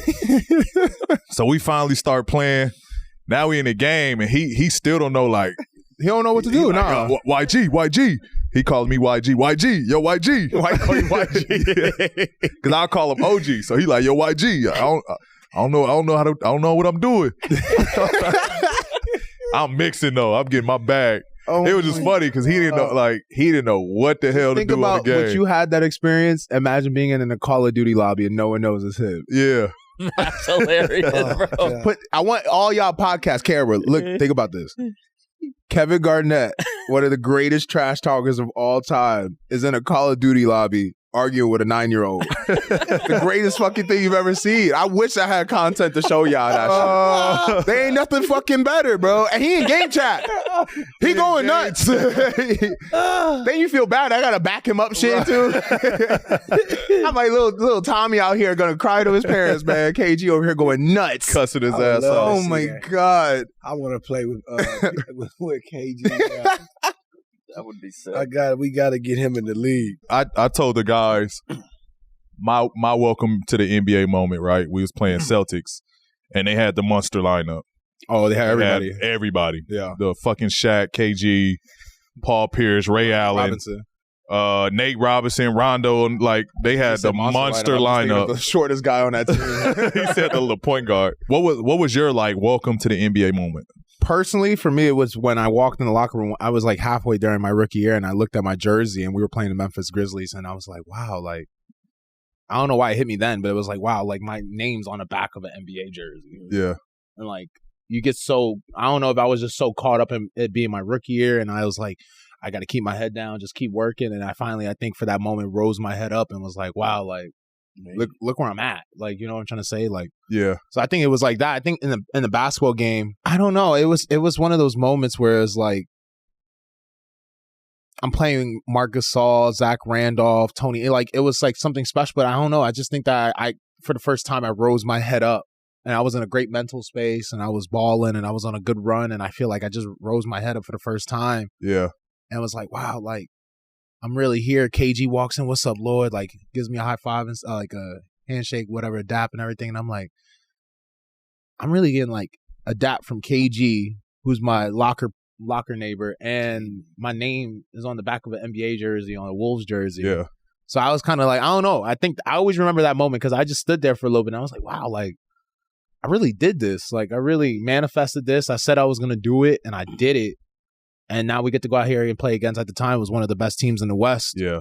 And it's Marc Gasol, who was known as the Defensive Player of the Year, one of the best centers in the NBA, and I get to go out there and compete against him. And then, you know, when I'm not against him, I'm against Zach Randolph, who I grew up and has been a monster. So I was just like, I don't know. I just felt like, I was like, man, this is crazy. Like, that this is my life. I don't think it was like a moment in the game where I was like, wow, like that. I just too confident, too much in the game, locked in. But I never really like took a time to take a step back and be like, wow, I'm in the NBA. Even when, like, you know, you get drafted number 1, you have that moment. It's great. You're on TV, but it feels like a whirlwind because, like, you go that finisher or after draft party, and then next thing you know, I'm on a PJ going to Minnesota to do the press conference, and then everything just moves full circle. You do finish press conference, then you're going right to working out to go to summer league, you know. So I don't think I really ever like got a chance to soak that shit in. Yeah, like soak it in. And so it's like, what, 20 something games in, you're finally like, you're in the midst of it now. You know, there's no more like the start of the season's over, you know, so you don't, all the attention's on you and stuff. Now it's like, you know, 25 games, 30 games in, where it's like the media attention is not as hot. You know, I'm trying to say, everyone knows you're the number 1 pick. Everyone knows. Right. I've already had these amazing games where people was like, oh, he's already solidified. So now it's like, you just going through the moment, you know, the movements. And I think at that moment when I got in the comfortable rhythm, I was like, damn, like I really did this shit. I like that response because I think just from a friend's perspective, seeing just the schedules and how busy, like I can't imagine being in the NBA and all the emotions that just come with that, like your dream to get there. But then when you get there, it's not just basketball anymore. And that's what makes it. It's like a job. You finally got a job and you start working right away. People always like, oh, it must be nice making. And I'm like, bro, you don't realize like they have to do a lot. Time management is tough on their bodies. The traveling, you also understand too, like, I don't think fans understand, like, they look at it from a Google aspect, but they're not looking at it like a logistical aspect of like this, right? So, you play in NBA, yes, we've earned the checks we get because of our talent and because we're one of a kind, and there will probably never be another PG, there'll never be another me. So we get these super maxes and maxes because we're something that you can never duplicate. You can never get us. You can't make it up even with 2 people, 3 people's production. You know, 3 people maybe could do what we could do as one person. So, like, you know what I'm trying to say? So, no, I get it. That's being real. And then on the flip side too is like, let's look at the more logistics. Like, you know, NBA player, we play an NBA. You know, we put our bodies on the line every day. So when we have kids and stuff, we sometimes just can't even fathom hanging out with the kids because we're so beat up, banged up, or even mentally, we're just exhausted. Like we can't, you can't even think for yourself, you know? So it's like on that side, you know, you give up a lot of your legs, you know, so we know after this basketball shit's over, like a lot of us going to have trouble walking around and doing stuff to live a normal day life. So in a way, it's like, what, a settlement in a way? You do it? Like, it is. Like, we all get enlarged hearts. So what's the first thing they all tell us? Say, oh, you know, most likely you'll die from heart disease or something. That's the first thing they tell you. Right. So it's like, all right, well, at least I got this money right now, I guess. You know what I'm trying to say? Shit. And, like, there's so many things you give up. You know, you give up, you know, I think both of us know, like, family time, like, you're really like a 24/7 worker for the NBA. Like, you give up your life to protect that logo and brand and build that brand and logo. So, I mean, are we really getting paid enough? It's one of those things, like I said, the money is amazing. I don't want to ever get that misconstrued. I don't want everything. That changes generational, you know, generations of families. But, you know, really it takes one of us to go out there and really, one, you got to put the work in. So when you're not seeing us on the court, the mental grind and the work needed just to play well at 7 o'clock, you know, it's a lot. And I think that's what people don't understand. Like, for any other job, you can kind of like what you do. Like, you have to literally love to hoop every single day. You got to love it. You can't go into a game like, I just don't feel like it today. Oh, your job's on the line. Your job's on the line. Like, you're there to produce and perform. We love the hoop. Yeah. So we always are trying to play. Like, you know, there's days where we physically can't. Like, they're like, why is PG not playing? PG got we got maybe a bone spur, a torn tendon they don't know about. Stephen We're just A. not Smith talking about it. Yes. You know, we just don't talk about it. So you don't hear it on the ticker. You may be like, PG moving a little step slower. Yeah, because PG was not even supposed to play today. Right. PG really wanted to hoop for the little kid that was coming in, spending the $20 or having that gift of a ticket that he may never come to another game. And I feel the same way. Like, I'm going to try to play. Like, I always said I wouldn't play if I couldn't walk. That's the only way I would not play is if I couldn't walk. I tore my calf. I couldn't walk. So I was like, you know, but just from like a mental space, like, because literally every day is basketball. You're playing basketball every day. Every day. Practice, games, off days, like you're going in for treatment. You're doing something revolved around basketball. Like, we just talked about this on episode 9. I'm lost right now. But just from the mental capacity that it takes, just athletes in general. Like, again, you have to literally think about you. Like, if you act every day, it'd be days where you just be like, damn, like, who am I? Like, exactly. You get tired. I'm a whole nother person right now. You know what I mean? You just get drained from doing that. Like, with sports, you have to love. You have to love that shit every single day. You get lost in the job. This is my 4th day of not working, and I feel lost. Yeah, like, I don't know what a ball like, at. I feel like what a rock at. Like I'm feeling like I got to play basketball. There's a game coming. You know, we in LA right now, and like I'm feeling like, oh well, you know, I got to probably play the Lakers or the Clippers tomorrow. Like for real talk. Like, but then you realize when you wake up in the morning, like there's no 7 a.m. wake up, 6 a.m. wake. For me, I would do a 6 or 7 a.m. wake up, lift, workout, shoot around, back to the crib, tape back to going back to the gym to go get ready for the game. So it's like I woke up this morning and I was like, man, and you know, I think I got a game later today. It's off season.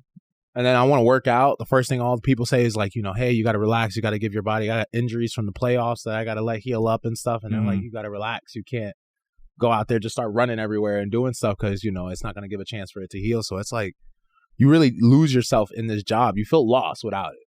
I was explaining to someone, I said, this is the best way to explain like me and PG's job. It's like, imagine you worked your whole life for this dream job. You finally get your dream job. And not only do you get the dream job, but you're one of the best at it. You're really good at it. Like, not okay, not, well, I just got the job. I'm talking about you're great. You're like, you're the best. And you do it for 6 months, and it feels like a whirlwind of 6 months of just doing what you love. And then at the 6 month mark, or 6, 7, 8, whatever it is, they go, well, you got to retire. No questions. You got to retire. And you're like, retire? This is what I do. And then they're like, nope, you got to go. You're retired. And then they come back to you, whatever it's 6, 5, 4 months later. Another job for you. Yeah. And they're like, do you want to take your position from before again? Like, do you want to do that? And then you really make a choice of like, do I want to do this anymore? Do I want to be putting my body and mind through all this? Like, you know, and that's when people make that retirement judgment. Like, do you really want to do it? Like, so imagine, like, I know people don't understand, like, what we go through. They think it's just, like, sports fans. They think it's just, like, sports or nothing. But, like, you know, you really lose part of yourself because you're forced to retire. You're forced not to do what you do every day and find something else to do. You know how many people we all know that retire and then they take, like, 4 years to figure out who they are before they actually live out the retirement. Yeah, I mean, I can't imagine. I think Drew just came out and said he plans on, like, it could possibly, like, he might not resign after this next 2 years of his contract are up. And I've talked to him about it a little bit, just, you know. Is he thinking of retiring? Yeah. And so I just can't imagine with the schedule that you guys have going from that and just flipping a switch. And, you know, it can be a little scary losing yourself. And I know Paul talks a lot about the mental health stuff during the bubble and whatnot. And I think that's an important That's crazy you did that. What's that? The bubble? I couldn't imagine that. The bubble was... I couldn't imagine that. That's a whole nother topic. That's like discussion right prison. there. The bubble was the prison. Like prison. The bubble was prison, That bro. was prison, but everyone but everyone was cool with each other. No gang. Yeah, facts. And that was the issue. No shanks, no gang. That was the issue. They sold us all this shit before we got to the bubble. We're going to have, you know, the park amenities, Disneyland's going to be available, the golf courses, the fucking fishing, the like ponds, the That's lakes. all you needed. When I heard fishing, I said, PG set. He's good. But that was like all phases. Like we had to like damn near wait time and time for them to like slowly start to open shit up for us. I ain't gonna lie to you. Disneyland would is it Disney? It's World, right? World. Florida's Disney World. Yeah. Disney World, right? Yeah. So Disney World, I'm there for like 6 hours. I'm done. Yeah, I'm not a I couldn't fan. imagine imagine being going there back 2 every months. day. Every day. 2 months. Did they let you do the roller coasters and all that stuff or No. None? No. So what the hell was you doing? Just walking, taking a stroll? Basically, Oh, we my was just God. living like in jail, The bro. We video was just games. in jail. We'll watch I open my window, bro. I used to just watch like cars drive because it's like a highway and shit. It's like a highway next to the hotel and shit. Bro, I used to just watch Yellows out cars there with go the by jukebox like this. free me, bro. I used to just watch cars go by, bro. Like real talk. No. And you would just watch like people run around the border because you couldn't cross No. outside that border or you would get flagged. Like you had to go in isolation. Testing in isolation, Yeah, right? you had to go in isolation. Well, if you who passed was a the certain homie that got a point. Postmate to drop some shit off? Yeah, there was a lot of stuff that was going It was down. a couple. It was a couple. That was the one that got reported. Yeah. Did you hear I about ain't gonna say no names, the but it was golf, some the shit golf that went on. story with some guys, what they did with the golf course? No. Oh. They turned into what? A strip club? They basically rented supposedly, I'm not sure if this is true, but you could go golfing. Yeah. So they This is outdoor they activity, yeah. Airbnb'd a house and invited some people over, went golfing, and then and just pulled at up the to the eighth hole, Airbnb, pulled up to the bro, crib. just chilled for a little bit, and that's how they. Yippers out there. I don't know about that one. Yeah, I forgot. I think it was someone had told me that. All right, we talked about your welcome to the NBA. Moment. Yeah. I know that's that meme that's floating around with you and DeMarcus. Like how much? That shit's How funny, much do bro. you hate that meme? I think it's funny. I'm a person who likes to laugh at myself, so I'm a Yeah. jokester. So I if you don't like laughing at yourself, then obviously you lack self-confidence. So I Yeah. think that's super funny. But I remember that game too, also going nuts. I remember I was balling that game. So So you was going crazy. I was balling. I for sure was balling. It was a good game for me for That sure. that mean it looked like you hit a brick wall. Right? A man stood there like this Yeah. too. Like I looked like I was giving all my might. I can hear DeMarcus now. It baby ass nigga. I remember. I knew I had 30 something. I knew I had something going. So I don't remember what happened. I don't know what that moment was. I Yeah. really should go back and look at it, like in the game. What was that move? Was it a step back? Was it a spin? You I spent probably off was him? keeping it simple. I probably was hitting him in the chest, Yeah. getting to my Big little body. spot, getting to my right hook over the left shoulder. Okay. I don't remember exactly what All y'all was bigs out there, that's Cass go to. So be on that shit. do it. It was in y'all game plan. Y'all ain't stopping it. So someone shows me they could do something with it. I'm gonna keep going to it. I don't remember what happened, but I just knew that. Man, I remember when I was a rookie. I remember DeMarcus Cousins was on the Kings, and they were like, "Yo, this boy is big." And he was. I mean, DeMarcus Cousins is one of the most talented centers I've seen in a while. Yeah. in a long time, especially with his size. I do remember my very confident, still am, but overzealous ass saying, "I got him. Don't worry about it." Man came down full speed. I said, "Let me take this charge real quick." That was probably the worst thing I ever could have done. That man fell right over me. You know, you ever seen that? Just like a train ran Yeah. over it. No like, grace. I was like, "Oh my God!" I was like, "Why did I do that?" My dumb ass over here trying to take a charge of DeMarcus Cousins. Bro. Stop. Shout out DeMarcus, man. He's hella. Shout he's out a hell of a D-Cuz. dude, He man. taller than you? No, You taller than him? no. He's. I don't think he is, but he's. I'll tell you one thing. For a lot of the shit he gets as a player, he's a hell of a person, man. Hell of a person. Hell of a he person. was a great teammate. player. Great hell of a teammate. 'Cause he teammate. was with us He was right. the 2021 year. Yeah, nah. He's a hell of a player. He was with us. Yeah. Hell of a dude, man. Funny as hell. I wish we could get to see him in the league, man. Like that man's. and he so talks shit good. to Oh my everybody. God, he talks shit to everybody. It's funny. Yeah, it's funny. actually Like practice, he talking shit. Like I think people he get talks like. shit to I think everybody. we're also in a softer era though of like social Yeah. media and stuff. So when he does his thing, like it comes off differently than it did when he was like on the Kings and stuff. You know what I'm trying to Yeah, say? Like yeah. we don't accept people. that stuff like that. I mean, it's just a tough rap that he got on him. Like people just associate him and tag him with this bad character shit when he played. But honestly, like Shit, I know enjoyed how that I is. enjoyed being teammates with him. I know that. Because it was passion, bro. Like he played from a whole different level of passion. He loved the game. He loved the game. He loved to hoop. Loved the game. He gonna give you everything he got. Everything. It might come off a certain way, but like you appreciate it. You know. You know what I'm trying to say? There's too many You appreciate him for being him. circles in the NBA not to know who he is, like, right? As a person, as a player, right? Whatever he is on the court. I mean, everyone I feel like has kind of their alter ego. That when they step on the court, it's just they're different. That's exactly what it is. You know it's alter ego because he's totally different off the court. No, he's not the same off the court. Cool as hell off the court. Cool as hell. Super like wants to help people out. Super caring guy. I know he comes off looking like he don't give a fuck about nobody, and he really care about everybody. Yeah, great vet. I remember he had like great moments, especially in that playoff run. He had great moments of just he's a special being player. Supportive and like helping the young guys. He's out. Special, bro. He's a special player. He's a special guy. NBA right now. No, he's in Puerto Rico. Is he? He's in Puerto Rico. I keep track of people. I'm about to say, when last time y'all talked to him? Oh, I did want to touch on DeMarcus Cousins the third as well, real quick, because I think it's dope that Cat does a lot of like reaction videos on YouTube, and he has developed some relationships with some YouTubers. So there's this guy that calls himself DeMarcus Cousins the third. He was the dude. You remember you saw someone getting a haircut courtside? That's him. What's his name? Gideon. Shout out Gideon. Did you know that he was going to do that? That's what I wanted to know. Did he tell you that he was going to get a haircut? And all beforehand? I know it happened. That's all I. Yeah. Okay. All right. He's hella talented at that. Content creation is his thing. I talk to him a lot.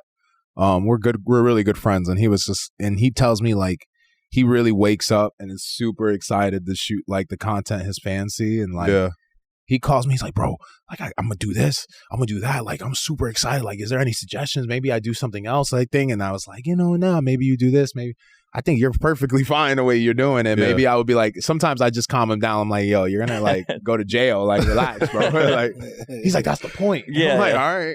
Shit. Who let that man in the arena with Clippers? Didn't he come to your game? He went to a game and told Jason Tatum the whole time courtside to tie his tie. And then he told Mark Davis, he was like, you a grown man sitting courtside asking other grown men to tie your tie? He's like, yeah, so I could get grown women or some shit like that. He said some wild shit. That man funny as hell. So I want to revisit and talk a little bit about Jimmy Butler. He's carrying the Miami Heat right now. He's playing fantastic, really knocked good. out. Really He's good. talking trash to Drew. But there's an infamous story. Is that the right word? Infamous. Hey, that's what. There's a. The iPhone ain't correcting you on this one. There's a great story that is circulated around the league about Jimmy Butler. Kind of going off during that practice when you guys were both in Minnesota. Like going off on like. I just know that he was competing on the coaches and stuff.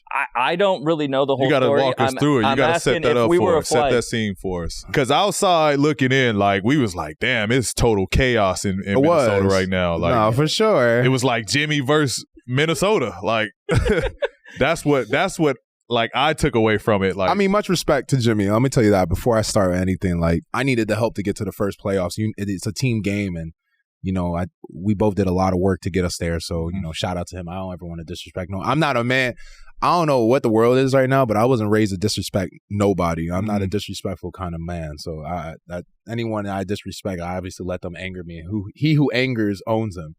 So I'm not owned by anybody. Right. So I give him the flowers. I'm a person, but I give him flowers. So I give him his flowers for sure. We did something special to get him back to the playoffs that year. But that practice, what I remember, I mean, everyone got so many. Everyone saw what Derrick Rose said. He wrote a whole book about it. Yeah. He wrote a book with a big part of it in there. I guess Jeff Teague just talked about it. Someone told me I'm not. Yeah, it got brought up. I just kind of downloaded social media, and if you guys didn't tell me, I would have not known. So no, yeah. Do you need some? No, it was backstory of what Jeff said.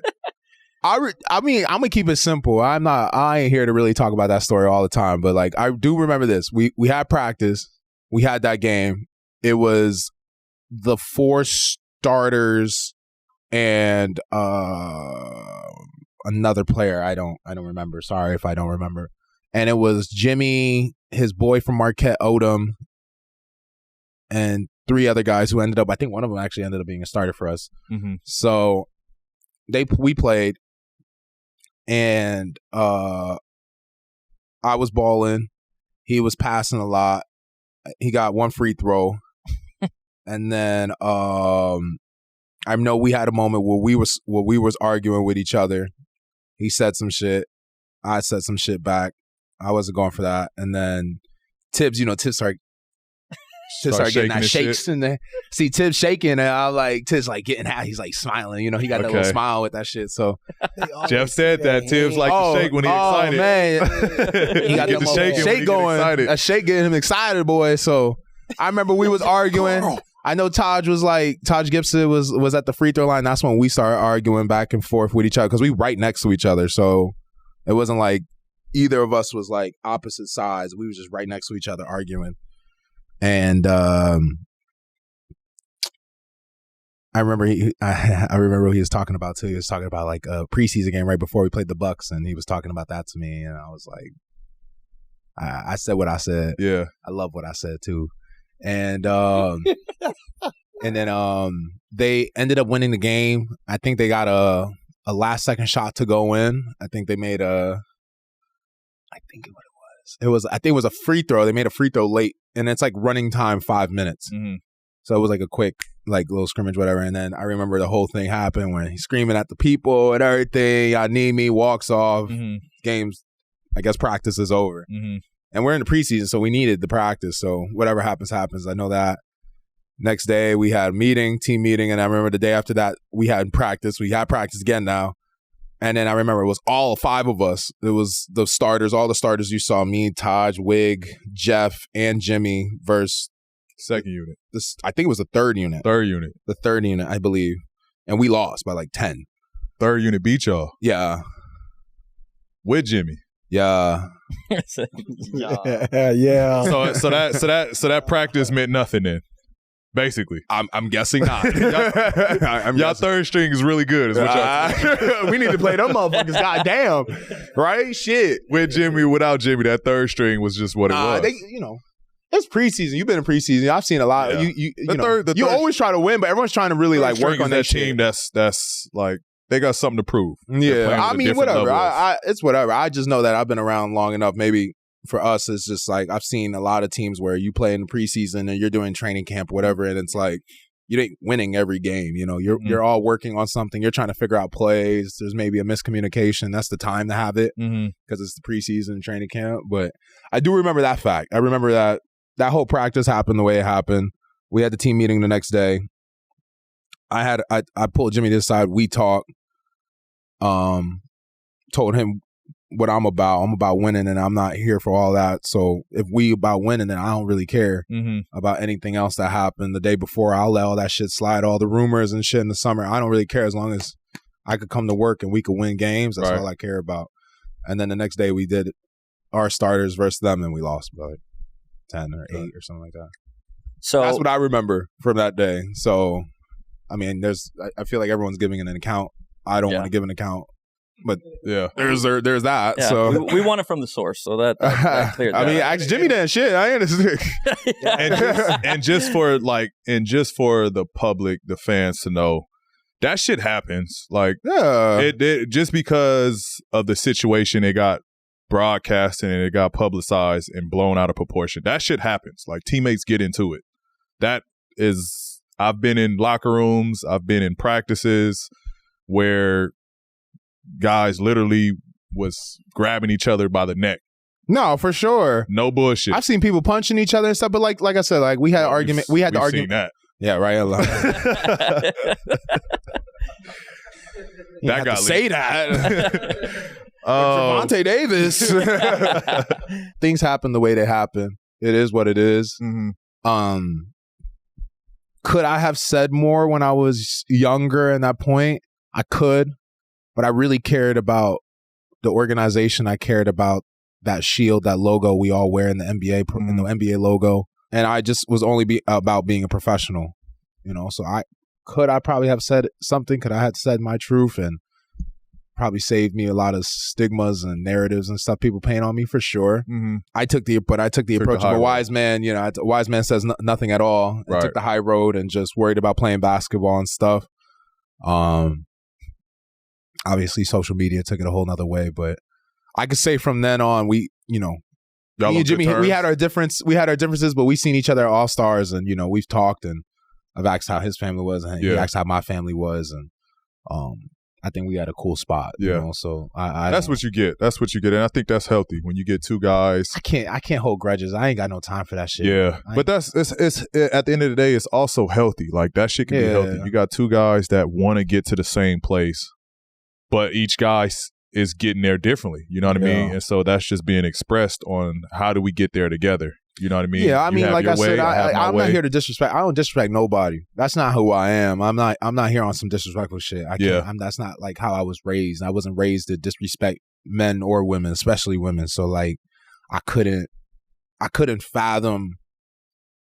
Like, of course, I talk my shit. I do what, you know, I'm still Jersey, you know, from Jersey and shit. I got my Jersey own, in like, the house, Jersey antics and shit. But like, I'm always gonna back myself up, and I'm not gonna just be out here publicly disrespecting people when I got a job that has taken care of me and my family for life. You know, like I ain't trying to be out here trying to play for social media. I'm here to play for the Wolves. You know, so that was how my mindset was. Could I have done something different? For sure, most likely could have, but I picked the road I picked. I hope people, you know, fans, I think real fans and stuff, they see the character I hold, you know, because I could have said a lot more. I could have did a lot more. I could have played the game, and I didn't. I decided not to. That's me though. That's my. No, it's beautiful. You spoke your truth. It's beautiful. You spoke your truth. I know I talked about with the guys last episode about, you know, just our season overall, the highs, the lows. Yeah. The frustration, the shit we went through, you know, not being able to finish the season myself because of the injury, not being able to finish and go through the finish line with my guys. Fucking nasty. It was tough. It was nasty. I remember calling you and saying, so I guess we're playing a lot of Call of Duty. Yeah. I remember the first call. I was sitting at the computer. I was like, damn. Such a great friend. No, he did. Yo, you ready? He did. I was like, yep. First thing I called him, I said, wow, that didn't look good. Guess we're playing a lot of Call of Duty from now on, huh? Oh, man. I think wifey heard it too. She was like, oh boy. The funny part was I wasn't even trying to get like info or anything. I was just actually calling some brother shit, but I was like, I can't be real. Like, I don't want people to think I'm over here bullying PG and shit. I low-key am, but I'm not. And I just be on some, like, I just talk to him like a little bro, like, just on some funny shit. Like, yeah. I just can't believe, like, I saw that. I remember I got a call from it. My girl hit me up. She was like, yo, PG got hurt. I said, the fuck he do? And she was like, oh, he got hurt in the game. He hurt his leg. I said, his leg? Which leg? And then like, he said, other leg. I said, okay. So I looked at it. I was like, damn. Yeah. You know, you ever seen the song? You ever seen the Boondock? Damn. God damn. Motherfucker, goddamn. Boondock. Yeah, that's just that's how it'll be. That's my guy, man. You see the way his leg was? I hit you after your Dance Revolution. He would beat me in that motherfucking Dance Revolution doing that shit. Fuck. Quiet. It's quiet. Real It's quiet. quiet. I can do it. I mean, it might be a cheat code because I got a crutch, so I can. What the fuck? Nah. In fact, he brought up Dance Revolution. When was the last time I seen that game? It's been a while. God, they don't even got that. I don't even think I've seen that in Dallas Dave & is actually Buster's. pretty good at that shit. You used to be good at it. Gosh. Dallas, why are Well, Reggie Jackson taught me a lot. Why are you good at that? I'm not good at it. That was just it was. He was So trying he's to just be, so you're just he saying was he's trying to be bullshit. funny right You there. say he's bullshit? Correct. Bro, he's he's never been- seen me play Dance Revolution. He's been playing that shit since he was. I liked Pokemon Snap. I just but can't wait till Dance Revolution wasn't PG. my I know thing. PG be recording shit. He gonna send me this video of you playing them. He has nothing. High He score. does have High me. score. He does have the Michael Jackson experience. I remember that shit. Wow. Yeah, I didn't. it was So I think that's better than the Dance Revolution. we much need to better. talk about. But I wasn't good at that game. So Yeah. I want to talk about. I want to hear your take though on Our season? your season, your highs, your Wow. lows. Where do I start? Let's give us the highs. What was the positives? Positives was we made the playoffs, fought through a lot of adversity, had a lot of injuries, including myself, and we still found a way to get it done. Give ourselves a chance. Mm-hmm. I'm really proud of our guys. You know, we had a lot of guys because of the injuries that got to step up, show their game, and I think they're going to get paid this summer for it. So and it's a blessing. It was a blessing for some families, and that's all you can ask for. Right. Yeah. What's some lows? Injuries again. We didn't meet the expectations that was set for us. It took us a lot longer to gel because of preseason, Rudy was hurt from the France team, and then I got sick, and then we finally got in the season, and we started, finally figuring things out. Then I got hurt, so now it's a whole another thing. Now we had to change, and then when I finally come back, it's like 6 games left in the season, and it was a lot of there was never like an actual flow.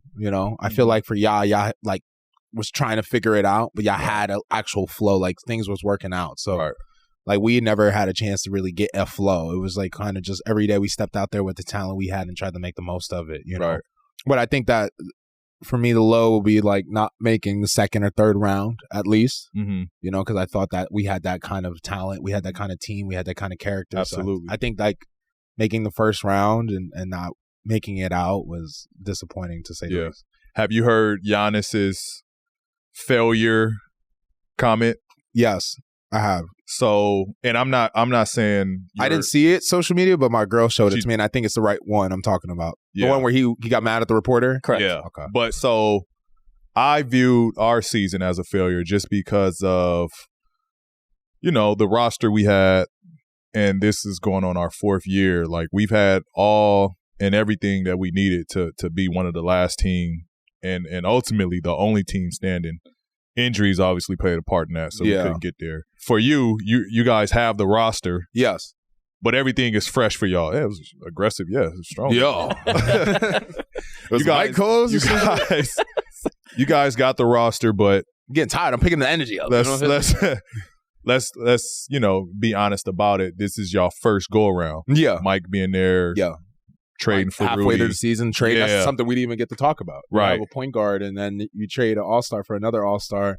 Now you got to figure out a whole nother game. Game, right.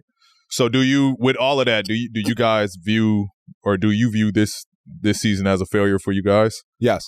How so? Yeah, quick one. Break that down. Yes. I only say it's a failure because we made these big trades and stuff to succeed in the playoffs, and the fact that we didn't make it out the first round, I feel like obviously it's a failure for us because we want to win a championship. Right. We want to have a chance, Right.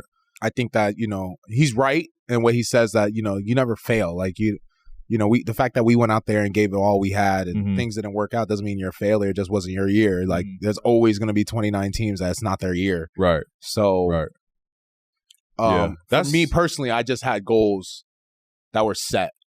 Like, I had set that I wanted us to, at bare minimum, make the second round, go to 6 to 7 games, and just get beat by a team that was just better than us that round or that night. Not saying I would like it, but I'm saying like that's a goal. That was something I wanted to get second round, third round, stuff like that. But we didn't make it, so obviously it hurts, and that's something I'll live with. But that's why I'm saying it's a failure. I don't think it was a failure for us getting people paid and doing what I do as a leader, making people better men and also getting their families taken care of. I think I accomplished that goal. But as a team, I feel like, I wanted us to do more.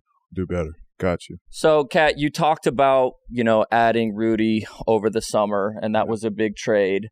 And there was a lot of talk about, his position, and now you guys were going to have, 2 big guys over in Minnesota. So talk a little bit about just the adjustment that took and kind of just the team dynamic of adding another big man. It was definitely something I wasn't ready for. I remember being in London and getting that call, so I didn't actually have no idea that was happening. Just kind of, I was told by social media like everybody else, so that was something. But it was definitely an adjustment because I had played 4 in my career with Gorgui Dieng playing the 5, so I was kind of prepared for it. In college, when I was coming up, I was actually the 4. Willie Cauley-Stein was the 5, so I had idea of what to do. But someone like Rudy, I ain't played with someone like that talent Rudy has, so I was kind of thrown off because I was also the 5. So it made me, of course, I had to move to the 4. So it kind of changed how my off season was going to be approached because you when Rudy got traded, it was like July. Yeah. So July, I'm already started my off-season workouts as a 5 and preparing for the 5, watching film to be the 5, and then all of a sudden halfway during the off-season, it's like throw all that shit out the window. Now you're at the 4. So I definitely it was a change for me because I didn't ever know I was not going to be the 5 again. So it kind of was different, but I made the most of it, and I was ready for the challenge. I love challenges. I love competing at the highest level, and that was a challenge that I don't think a lot of us expected and need to succeed at. So I love that there was that doubt that made it fun. So until I got hurt, I felt I was playing really well. I was playing some of the best basketball of my career, and obviously got hurt, came back. I felt like I picked up where I left off, and season just didn't go the way we wanted. So you're talking about injuries, and this guy's gone through a few crazy injuries, but just talk about, this year being injured and the rehab process, the mental aspect of it too, not being able to go out there and support your team. Talk about, coming back from injury and how that season of life worked out for you. Yeah, first of all, what he's been through was, I don't know how that, because I did the rehab with the calf, and I felt like, what the hell is this? Bunky, that shit I couldn't imagine. I got so much more respect for people like PG who went through like way worse injuries and like come back and play at that level again, like because I did my calf and I was stunned because I never thought in my career I would have a calf injury. I thought it would be something totally different. If anything, obviously. So it was difficult because it's such a fragile thing. Like you feel good, you're feeling great, and then when you're feeling good, they try to push you a little more, and then all of a sudden, boom, something happens. Now you have a setback. So it was one of those injuries you don't ever really. You feel like I could do the Bo Jackson.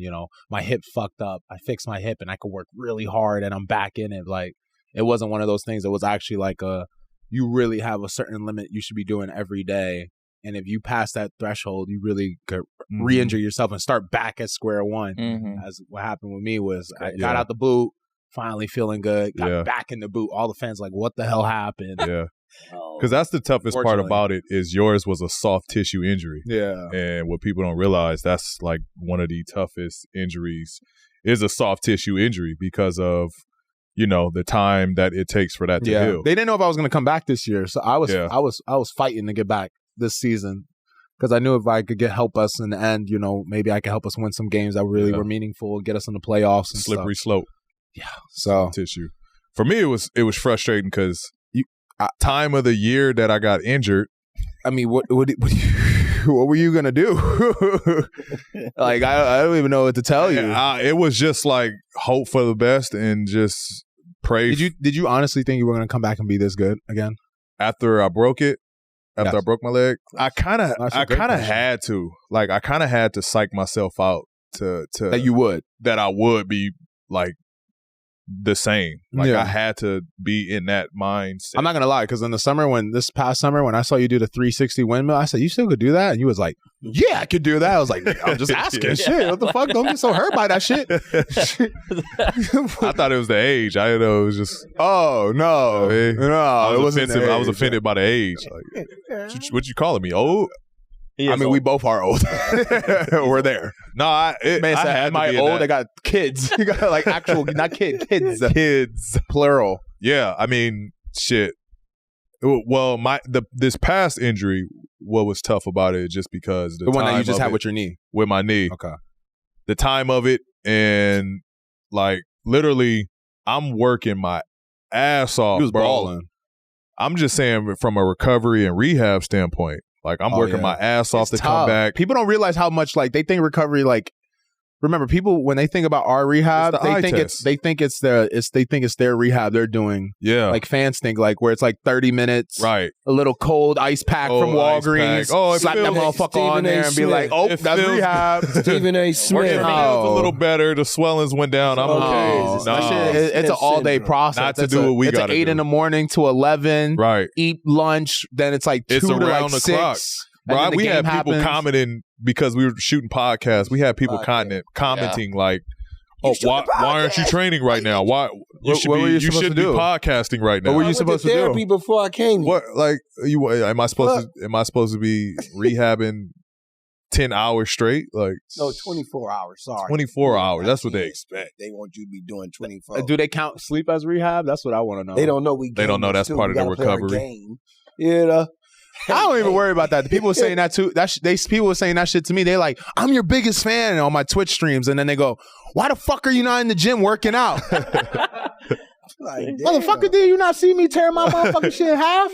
Oh, but you a big fan of mine, though. Yeah, they don't. They They really don't. kept up with me. They don't understand that part and what it takes, the recovery, the rehab. But I appreciate that grind. $9.99 subscription. Appreciate you. Thank you. All money in. Yep. I want to go back a little bit when y'all talking about these trades, how y'all just got your boy Yeah. Rudy Gobert, but man, they took your best friend away from you on the trade deadline. I know. D-Lo.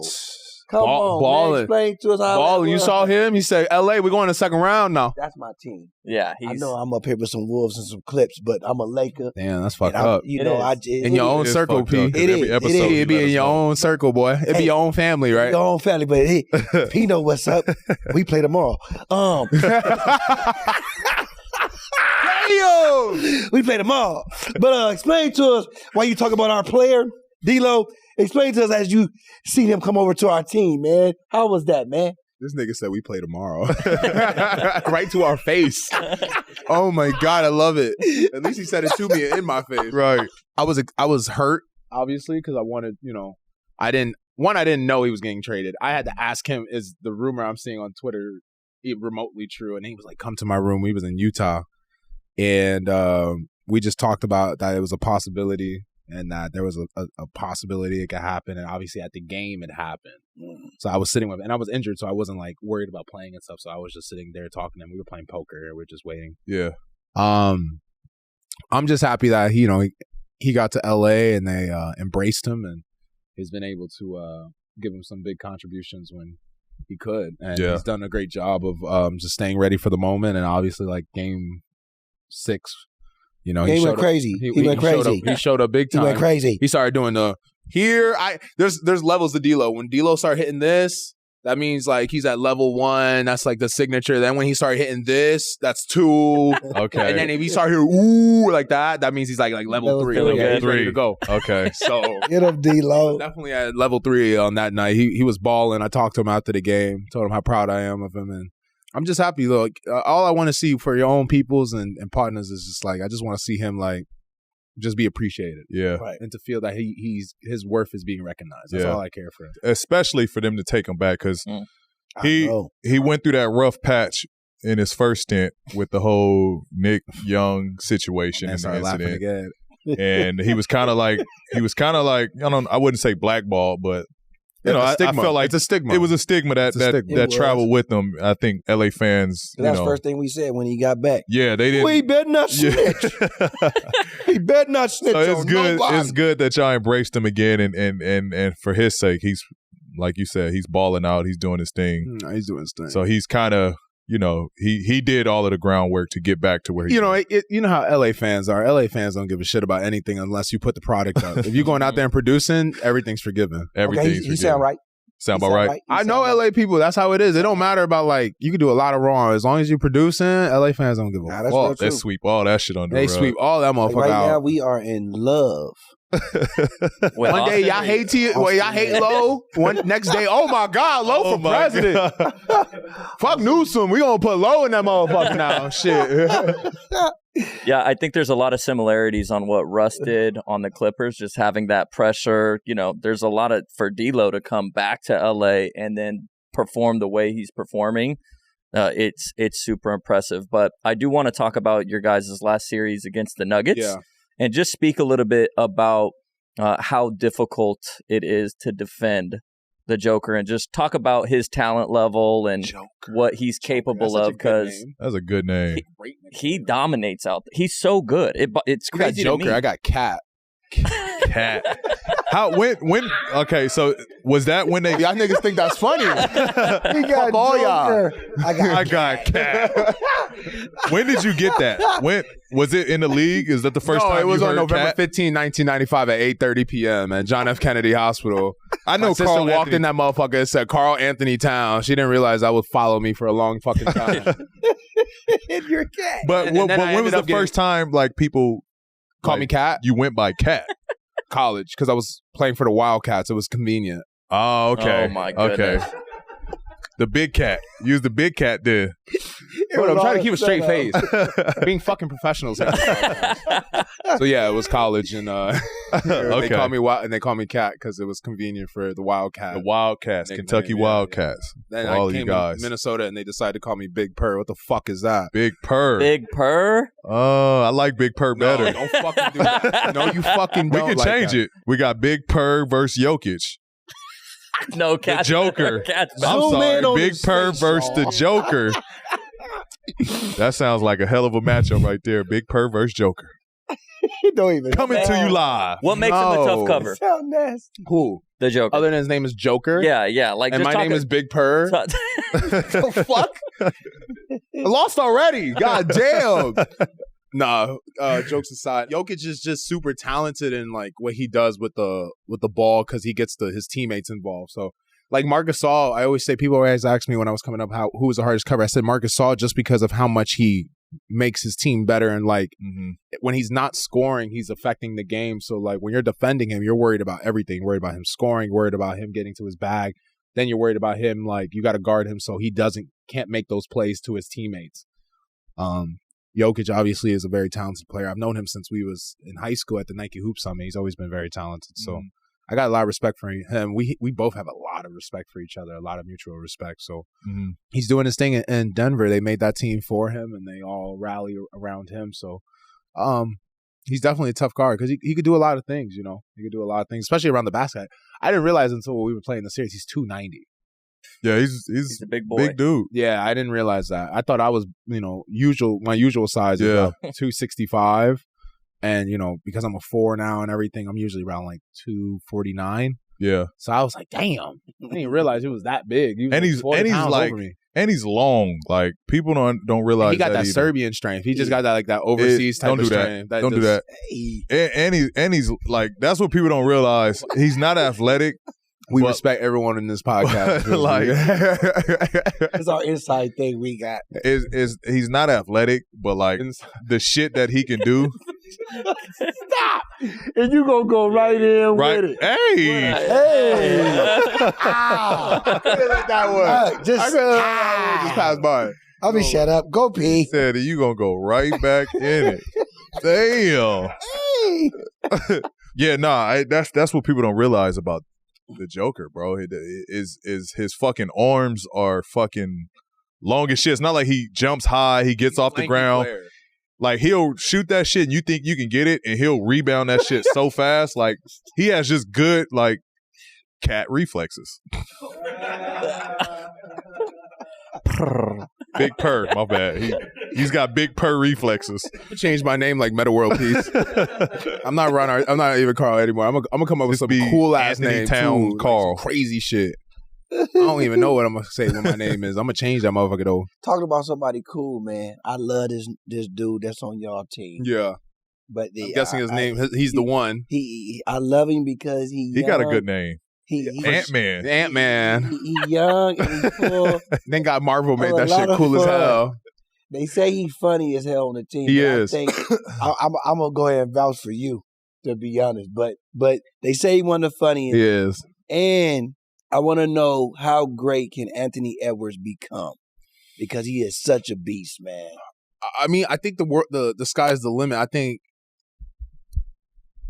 what makes him great is that he wants to be great. And I think that what's going to help him a lot. And I think Pete could attest to this. Like, it's always about the vets you have. And I've always said I wanted to be the best vet people I've ever had. And I'm going to make sure that I give him every single resource aspect, like advice, help in the court, whatever it is to help build him up as a player and to build his narrative and to help him become the man he needs to be.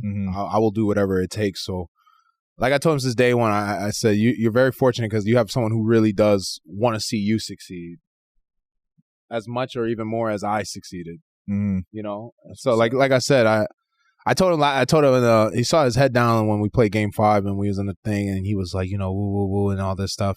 And I've been in those situations where you take a lot of the blame, and I was like, nah, like put the blame on me. It's fine. Like that's what I'm here to do as your big bro. Like I'm here to take those moments of pain and put it on my shoulders so you don't have to deal with that, you know? And, I think he's the future of the league. Like I told him, he's the future. I'm the present, motherfucker. Don't forget that shit. You know what I'm trying to say? But I think he could really be the face of the league. I think. Yeah. I think I he has say the the game. same. He's a shooting guard. I agree. I say the same. athletic. He's got the charisma. He has it. Very likable. He's Yeah. very I just feel like he just resonates with a lot of people because he's authentically himself. Yeah, and it's good. I enjoy like playing against Ant Edwards. We was All-Star weekend and He told me he talked to you. yeah, we was all Team Bron. Yeah. And it was just like I had that moment of like, damn, like this is what you do it for. Like I was hanging with him, Tyrese Halliburton. I was with How good has De'Aaron he Fox. become? He's nice. He's nice. He's extremely nice.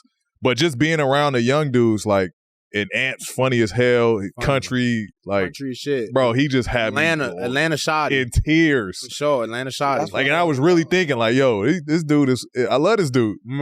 He's great. But even when we match up, like, he wants to match up every night. Every time we play each other, he wants to guard me. Like, he wants that matchup every single time. Nah, he's definitely and special, yeah. man. He thinks He raises the world the of level. you too. So. Yeah. I love Ant-Man, man. Like, if have him come this summer. Have him come down. I'm gonna definitely get him. Let's get some work in. For sure. Definitely want to ask some shit to his funny bag. stories about him. About Ant? I want it from you, of course. Give me one of his funniest moments at practice that he just done cracked everybody up. Because he say he funny. I keep hearing about he funny. Tell me something funny about it if he's so funny. Good.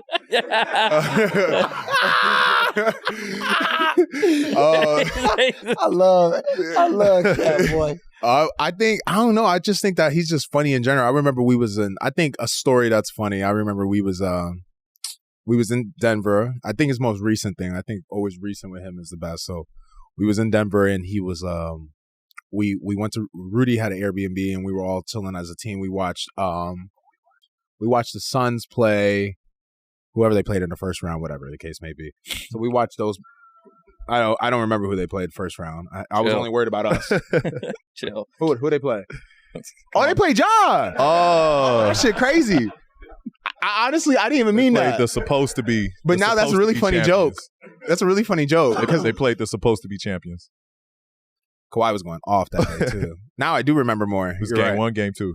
It was. He went off both. Shit. It was game 2 because we were in between from 1 to 2. Okay.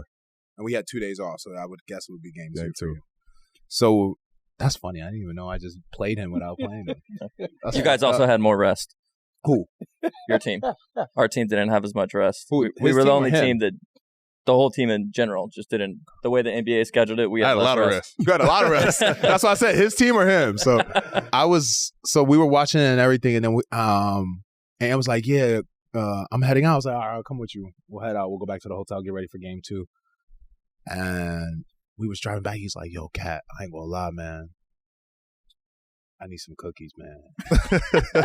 I was like, what? You know, he says the way he goes, man, I can't do it without some insomnia cookies tonight. So I said, you know what, homie? Come on, let's go to insomnia cookies. I'll even have one with you. He's like, bet, let's go. So we go. So there's like an insomnia cookies like 3 minutes away. So I said, you want me to call the Uber or you call? He goes, no, I got it. Don't worry about it. He calls it. We start driving. Me and him talking. We laughing.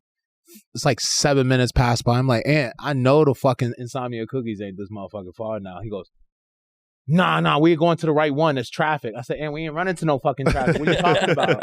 He goes, nah, that's the right one. I pull up on my phone. I said, Ant, the motherfucker is 8 minutes away. We're going the wrong way. He goes, I guess that. I just didn't want to say that. We pull up in some like College Station ass insomnia cookies, bars full, everything, this shit. He like, yo, just stay right here. I'm gonna be right back. I'm gonna go get me. So he goes to insomnia cookies to By get himself. ice cream. He doesn't get. He didn't even go for the cookies. Wait, he didn't get the cookies? I'm gonna go in there and got some ice cream. I said, are you fucking serious, bro? We in fucking 4 seasons. And then we got ice cream. I was so disappointed. Yo, I swear to God. And you know this, funny. imagine I can't even like duplicate his voice, but just imagine like him so animated about pulling up to insomnia cookies. He's like, oh yeah, these motherfuckers gonna be good, boy. Pull up, say, let me get cookies and cream ice cream. I said, are you fucking serious right now? And you didn't still get nothing? No, I got me a little cookie though. I'm about to Little say. gelato. I'm a chocolate chip Did cookie you get fanatic. something? No, I got a cookie fanatic. When I saw these cookies come out here for PG's birthday, I was like, Jackie taking care of me right now too. Look, I'm over here. I've been nibbling. That boy's saving it like a mouse over here. Boy eating that cookie like a little mouse over here.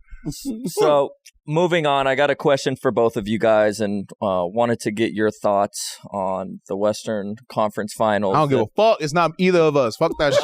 Come on. I'm in the off season. I want to know your guys' picks. Who's going to make it to the Western Conference Finals and who's going to win? It ain't me, so I don't give a fuck. Yeah. Quick answer. That was my Who do answer. you- yeah, it's gonna be the answer. You won't pick anybody? In the Western Conference Finals? Yeah, like who do you think's going to make it? It hurts my pride that I gotta say somebody. Denver. This is tough. It's Western it's Conference tough in the Finals. I'm gonna West. pick. In the I'm gonna East, pick. it's a little bit more I'm predictable. gonna pick Golden State versus and Phoenix. You got who? Golden State and Phoenix. Phoenix. Golden State and Phoenix. Phoenix not good. Yeah. He knocked us out, huh? Who's winning out of that? I'm not gonna give you the Lakers and give you that satisfaction. I'm not gonna do it. Please. Huh? So who's going to the finals out the West? Phoenix. You got Phoenix. I don't really care. It's not us. So I don't know what you want me to say. That's I told you my answer three times. Dallas don't like either of my answers, Yeah, so I'm gonna have to give him something so That's he your can like pick. go about That's it. your pick. Yeah, that's your opinion. I'm not mad at it. I just Yeah, you questioned I'm it twice. glad- too. Think about it. They had to beat the supposed champion, so I would think they would make the Okay. finals. I don't know. It is a tough one. I think the West is because every story's got like Stacked. Denver, number one like team in the West. You can't downplay what they've accomplished all year. No, they're good. And they're up in the series. They're playing well. It's just with them, they haven't really proved that they can go that far. Like they're great as a team. They just haven't proved it. yet. I'm telling you right now. I think primetime West Coast basketball going to be the Warriors versus the Lakers. I think Oh, that's yeah. gonna be, Oh, that's yeah. going to be an amazing series. It's going to be an amazing series. It's going to be I want to fucking watch that. Play all over House of Gonna be a quick Highlights. series, Yo, but no one yeah. give a fuck. Y'all You think play it's gonna be tomorrow, quick? What is it bro. going? Ball. I think Yo, that the Lakers are $1,000 not braided gonna ass be Golden hair. State. I get the Lakers one, maybe I ain't two. going. I don't know. I think it might be a 6-7 series. That's going to be nasty. Yeah, I think the Kings will Listen. beat the Lakers pretty The solidly. Kings But are Kings- not in. well, I meant the Golden Warriors. State Warriors. Will Okay. beat Damn, the, they had the you Lakers. losing to both of them motherfuckers. Like, goddamn. Give us some props, man. What about on the East? East? I ain't going to lie. I had the Bucks making it pretty far. Yeah, well, I did. I don't know. So If did I. Joel, Jimmy if said, fuck that. Jimmy said, fuck Joel's that. such a force. Like if Joel is healthy and he can play, He's hurt. He's yeah. already out for game one. Shams Yeah. broke that on the podcast. It wasn't this Mhm. podcast, unfortunately. But Uh, ooh, you saw me. You saw that. Ooh! yeah, I don't know if he can come back, but then if he doesn't, then I got Boston going to the finals. I like Boston's team. Boston's tough. They're Love complete. Boston's team. And they Boston's like complete. discipline. They're like a Boston. weird young disciplined team. It's like not It's supposed to be like oxymoron. that. Such an oxymoron. Yeah, it's not supposed to be like that. It's supposed to be they're young and talented, or you're like older and experienced. And Yeah. they're young and experienced. All of the They got above. they got all of it. They got all of They it. could do it. Young guys, vets, Two guys who youth. are ball dominant, who could score. They got a center who's like Experience. holding They got it shots. all. Boston as well. they got Pritchard. I like Boston. They got I mean, got bro, Pritchard, the Pritchard's white stallion unreal. over there. Why you like Pritchard so much? What, are you serious? I'm just asking. Yeah, he's a white stallion. There's I was gonna Austin say, 'cause he Reeves. looked like you, Nice, most bro. likely. He's so good. He looked bro. like a doppelganger of you. Thank you. Compliment. Like, what do all these You like guys of have in him. I common? didn't say he is a doppelganger of him. I was saying Austin Reeves, Alex Caruso. All great players. All Love super it. talented. Yeah, so I if I go with my pick, my finals prediction, I'm gonna go to rematch Warriors Celtics. Really? I'm gonna go Warriors Celtics rematch. I've never discount the Warriors in any game just It's because they have hard so to. much experience. It's like going against Tom Brady. You yeah, can't, like, and it's hard to with Bron too. But I just never against Braun. That's what I'm saying. This series is like It's gonna really be a good good 'cause series. you don't really know who's gonna win. But I can't go against either of them. Like I was telling someone, like they may not win in the regular season and stuff, whatever the case may be. But like you're playing Clippers one night, and then we're on a back-to-back against us, and then you get a day off, and you play the Grizzlies, and then the Grizzlies you get a day off, and then you're playing It's a the war. Knicks. Yeah, I'm only saying that to say you're giving some of the most experienced playoff players in the world one assignment for a max of 7 games, like it's going to be hard to say they're not going to win. Yeah. You know, that experience, that discipline, all that kicks in, especially when you have a best of 7 series where you don't have to keep worrying about game planning for someone else. Right. It's going to be a showdown. It'll definitely be a showdown. Well, we all fans of the game. Yes. Big time fans. Beyond fans. You already know what that is, but going back to hold up. Before we keep going, Alex Caruso. He's nice. Pritchard. Nice. Who else Austin did you Reeves. say? Austin Reeves. Are you claiming Mac Blake McClung. Griffin or no? Mac McClung. Like, what are these guys having? Are you like halfway claiming him? I'm He's not. a Grayson Allen fan. I'm not a Blake Griffin fan. Grayson Allen, though, bro, I still can't believe that he did not put a shot up. I still can't believe that. He's still on that. The guy got the ball. Did you see everyone's reaction? I'm still stuck that you're not even halfway sold on Blake Griffin. Yeah. No, because he's like 6'9", you know what I mean? I can't really relate to like that type of athleticism. Like, we'll get into the mix. We'll get into the best mix later. Mixed player? well, back to my the best question. light skin out there. I damn sure up on that list. Oh my god! So I can ask my question now. Finish it. You know, we were just having racial politics over here. Sorry. I always get interrupted on this show. Oh, that is the inside joke, so right? That's good you did that today. Damn. That ain't nothing. You just doing what the show do, man. That's what's up, man. I'm part of the show now. Yeah, that's what I'm talking about. But I got a question for you, the one I was asking you. Hold on. Let me see what I'm saying. YT, you got anything? But watching. You know, since we all fans and watching all these teams play. You got one shoe on, one shoe off. Okay. Y'all, I want to have Cat on every episode. He comfortable. Dude, what? Because my shoe is on. I just don't even worry about it. Just Cat on the show. We're going to move on to the next question in a minute. We can get to the one. But yeah. That's where we at with shit. All right, what's your question? I really want to. What? I got it, man. It's in your other shoe. Look at your shoe. It's another shoe. Let me get the question. Hold on. Oh, my God. The question is, what player have you became a big fan of you really got that while you've been watching the games? Is that really in the shoe? God damn. What the fuck?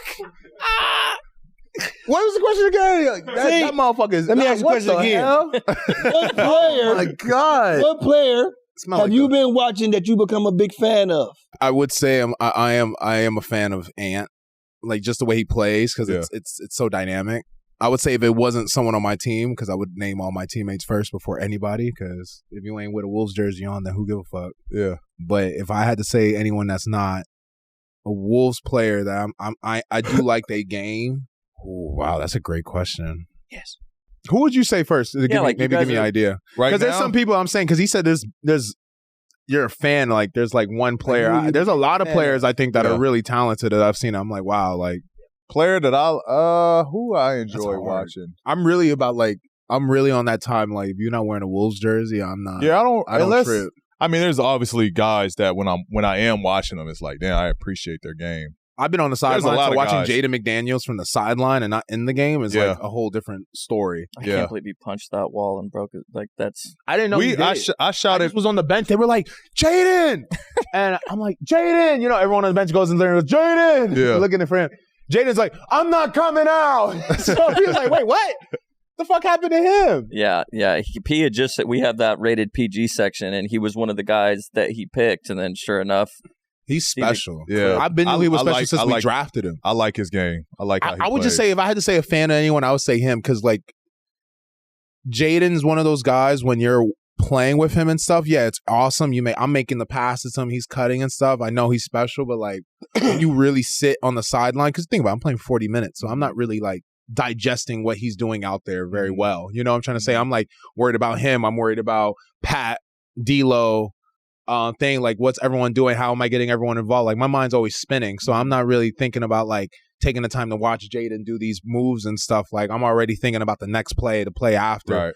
So when I'm sitting on the sideline, I'm watching Jaden, I'm like, man, this boy got game, like and it's a different type of game. It's like a game you can't teach. He just got it, and he defend that well. Like I would say him. If I had to say someone, I would say him, just because I actually took the time to watch. Like I really was a fan. I was sitting on the sideline, couldn't do anything, and I'm watching this game and at a closer level. Yeah, and I was like, I got a big appreciation for the guys that are just smooth. Like that's the way I played the game. That's how I learned, and just my you with mechanics. that long ass crossover. That shit works. It do.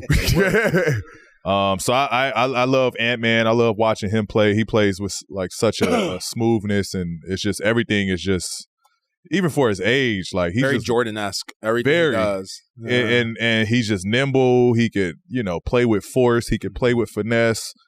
I like watching Ant-Man. He's got one of the best Euros in the game. For sure.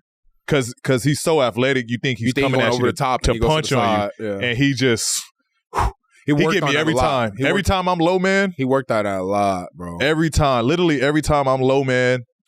I'm waiting for him under the basket. Low, man. That's I'll let you speak your shit on this podcast. Oh, it is your podcast. When I blocked this shit, I was mad as hell. I blocked this shit. You remember that talk? Yeah, you remember. Bro, you remember we talked about that heavy. And you remember I showed you the photo. This man prayed to God. He should have went to church that Sunday. Get that shit out of here. You would think the way he talked, like it was like, oh, I met him at the rim, like this. That ball was here. He said. Motherfucking finger. I blocked finger that shit. Doom, nigga. Got him. That shit said, that one was broke his finger going for that shit. I closed my eyes. The picture, he like this. Yeah, I was like, come on, bro. I got it. Oh, man. And then he, if I would have dunked that shit, Zubac wasn't going to the wedding. Oh, for sure. Zoo is not showing. Zoo, what the fuck? Zubac definitely wasn't going. So in actuality, it was a good thing I didn't make it. Yeah. It would have been tough. Yeah, it would have been. But that's why I did invite you, because you didn't dunk on me. That's why I did invite you to the wedding. Nigga, I would have showed up. You would have dunked on me. You wouldn't have. I would have showed up anyway.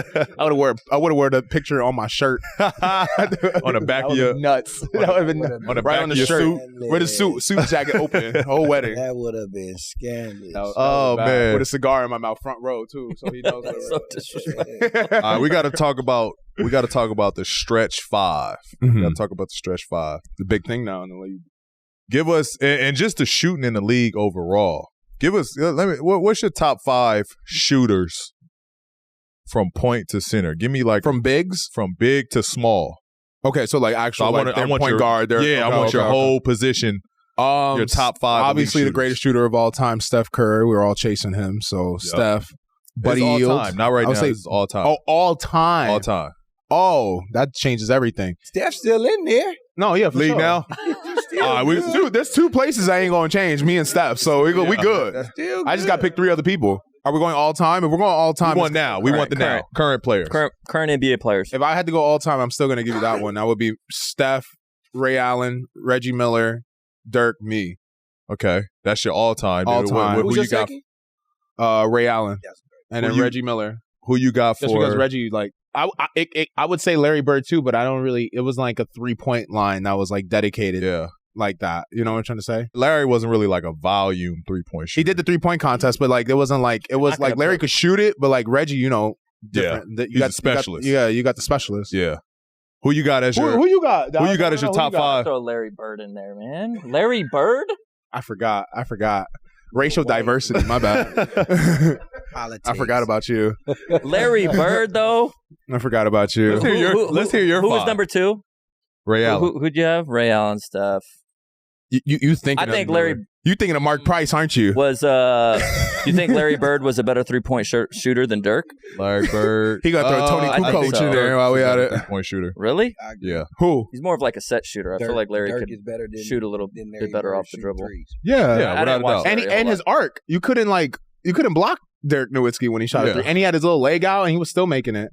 I don't think Larry was a big volume. I don't think he was a volume 3-point shooter. He never really was. He knocked that down. But he'll make it. You know, I peed on Larry Bird's foot. You did? Okay. No. Okay. I was gonna say that would be wild.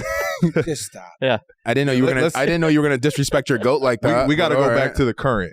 Current. Give me your current Steph all time shooting. Steph right now in That's the NBA. Who's the 2?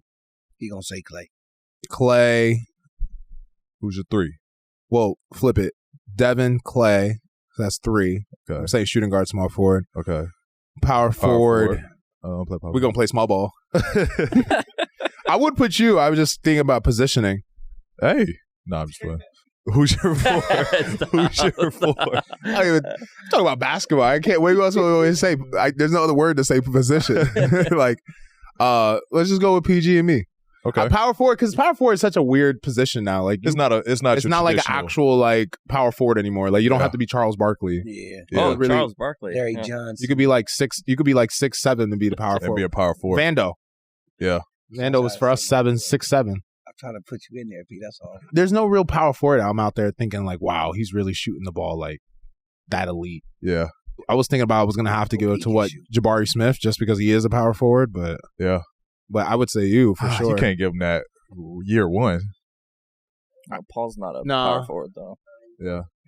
I've been telling you I would say him because I'm thinking about 3-point shooting also. It's just not about set shooting. It's about can you create your shot and make it when you do the three. Like I got the step back. I got No the pull PJ up. Tucker. He got the corner specialist. He's a corner specialist. Corner specialist. Well, he's a corner right corner specialist. Right corner. Yeah.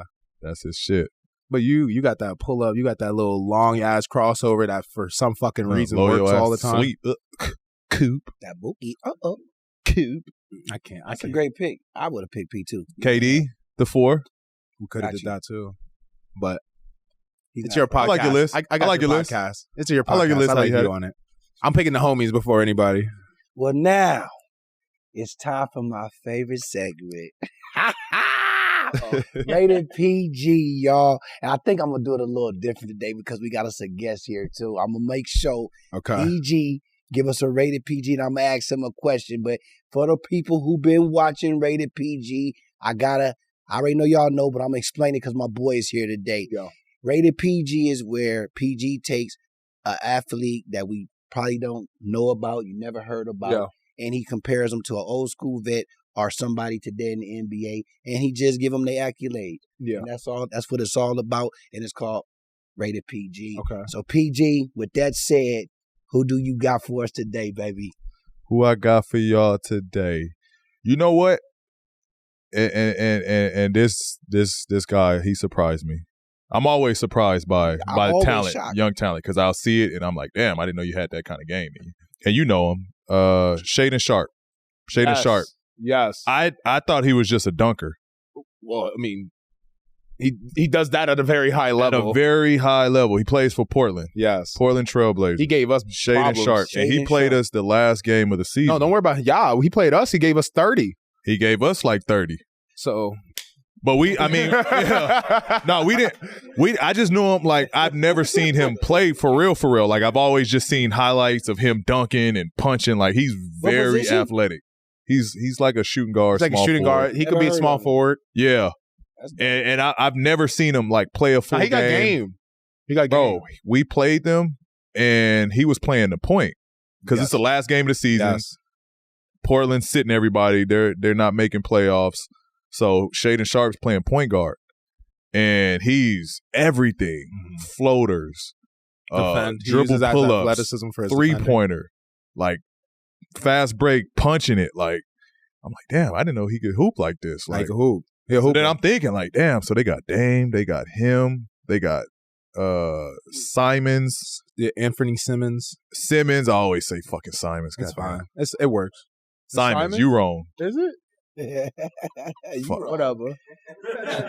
Whatever. Language barrier. Fucking Dominicans, man. Racial diversity again. Nah, he's nice, bro. He's nice. Y'all look out for Shaedon Nah, he's Sharpe. nice. He's nice. He's gonna be really good. What's his name? Shaedon Sharpe. Shaedon Sharpe, man. He's nice. He's nice. Shaedon Sharpe, you just been rated by that boy PG, man, and a little bit of Cat too, because he gave you some props too. But now, I gotta ask one of the biggest versatile bigs in the game Oh man. about another big that's about to get ready to come in the game. I might mess up on his name, but I'm gonna say it like this. Let me hear your take. Let me hear. Let me just say his name real fast. Let me hear. Because I want you to give me some input on it. Okay. How do you feel about the youngster that's about to get drafted? And you one of the biggest that do this. You still thinking about his name in your mind right now? I was. But I'm just going to say, Wimby. Is it Wimby? You had all that time and you came up with that. What is it, Wimby? Wembanyama, I think. Wembanyama. Wembanyama. How What's do you- his nickname going to be? I Wemby. Wed. They going to call him Wed. B-Dub. I don't know what it's gonna be, Tell but me a little bit about that boy. I know a little bit about him more. I think I said his name right? Yeah, because Rudy says that's his young fella. So, I think he's good. I think he's really good. He's talented. I've asked him about questions too. I think when he gets in the league, he has that height and everything. He could shoot. He could dribble and stuff. You know, I want to see him when he gets in the league. I think with some right training, he could put some muscle on and stuff that could help him a lot. But I feel like, don't get me twisted. I think he's going to be really good. But I think him and Chet are very similar in what they provide with that lankiness. You know, their ability to do guard stuff at a tall height. So, I'm excited. I'm ready to play against him and compete, and you know, just see him blossom into his career. Yeah, I think he's gonna be special. Rudy tells me a lot of high things about him as a character, like just as his personality and stuff. That he's a very good kid. So that helps a lot when you're expected to be generational talent. Yeah. So I got Nico. You know, my teammate. Obviously, Nico's from France as well, and you know, we talking USA. France basketball, like we're just talking about all of that, and he's like, P, couple years we got some comp for you guys. I'm like, I love how you gave him an accent. Yeah. He's like, yo, we're coming. I'm like, come on, bro, it's USA, bro. Chill out. Yeah, USA you can't. No. Chill out, bro. USA is it's not pretty Dominican. damn good. It's not Dominica you talk about here. Wow, we beat Argentina. That's all I know. We in the World Cup. Philippines. Check it out. This is USA you talk. He's like, yo, P. Right. No, we got a young fella. Just got rated. Anytime somebody give you sound effects explaining somebody, that you know it's real. You know they gotta be. That's like when you eat some food and be like, "How was it? It's good. It's good for sure." When then you go, "Damn, how was it?" Whew. You know it was good. Everyone does this. They go, "Woo!" In the stomach rub. Nah, so he's explaining it. And then this was before I knew who Victor was. Like, this was before the name even came out. And then literally like 3-4 weeks later, boom, the sensation drops. Yeah, this kid is going crazy. This phenom. I was like, oh shit, this is what he's talking about. But I think he's going to be good. It's just, you know, he's just such a unicorn. Like, you ain't never seen something like that. Someone at his size. Like 7'4". I just don't know like what, because he's not big enough to bang on the block. But then he's like, he could shoot, but then he's gonna have like the Pat Bevs who's gonna love to get a turn. I told him to guard his ass. I told Rudy, funny enough, I said, what happens when like, you know, he likes to dribble up and down the court. What happens if like a Paul George is on him full court? Like, what's your game plan for that? Then? You know what I'm trying to say? Like Paul George and you got someone like me running up with him full court. Like, what is that gonna look like? Right, but. That's not for us to decide. He's gonna come in. He'll figure it out. He's gonna come in and he's been that tall and been that size. And it's cool. And that's the challenge of being an NBA, right? Everyone presents a different challenge. So he'll figure it out. We're fans of him. Yeah. And that is a wrap for episode 10. Shout out my guys, Dallas Rutherford, Jackie Long, and our special guest, Big Cat in the house. We want to appreciate y'all for rocking with us. And reminder, new episodes dropping every Monday for the rest of the NBA season. Make sure you go follow us and subscribe to us on YouTube at Podcast P Show. And also make sure you follow us across all our social media channels at Podcast P Show. Jackie, this is usually for you, but since this is our guest, I'm going to end it with you, Kat. Kat, any last words? Dallas, I got a question for you. Woo. I've been thinking about this. Okay. So you didn't like that I didn't put your GOAT, Larry Bird, in my top 5 shooting people of all time. I want to know who your top 5 shooting of all time. Now, if I can give you a suggestion, I thought you would say John Stockton, Mark Price, Larry Bird, Tony Kukoc, and Mehmet Okur. So you forgot Mullins. Huh? Mullins, what was the Chris Mullins? Chris Mullins. That's a good one. I want to know what your 5 is. I would agree with you on 4 out of 5. Yeah, I gotta. An honorable mention. I would go Steph and Clay. And then at my 3, I'm going to pick Larry. Okay. And then my 4, I'd probably put Dirk in there. Dirk. Got it. And then at 5. You put Tony Kukoc. Yeah, I'll go with Tony. Tony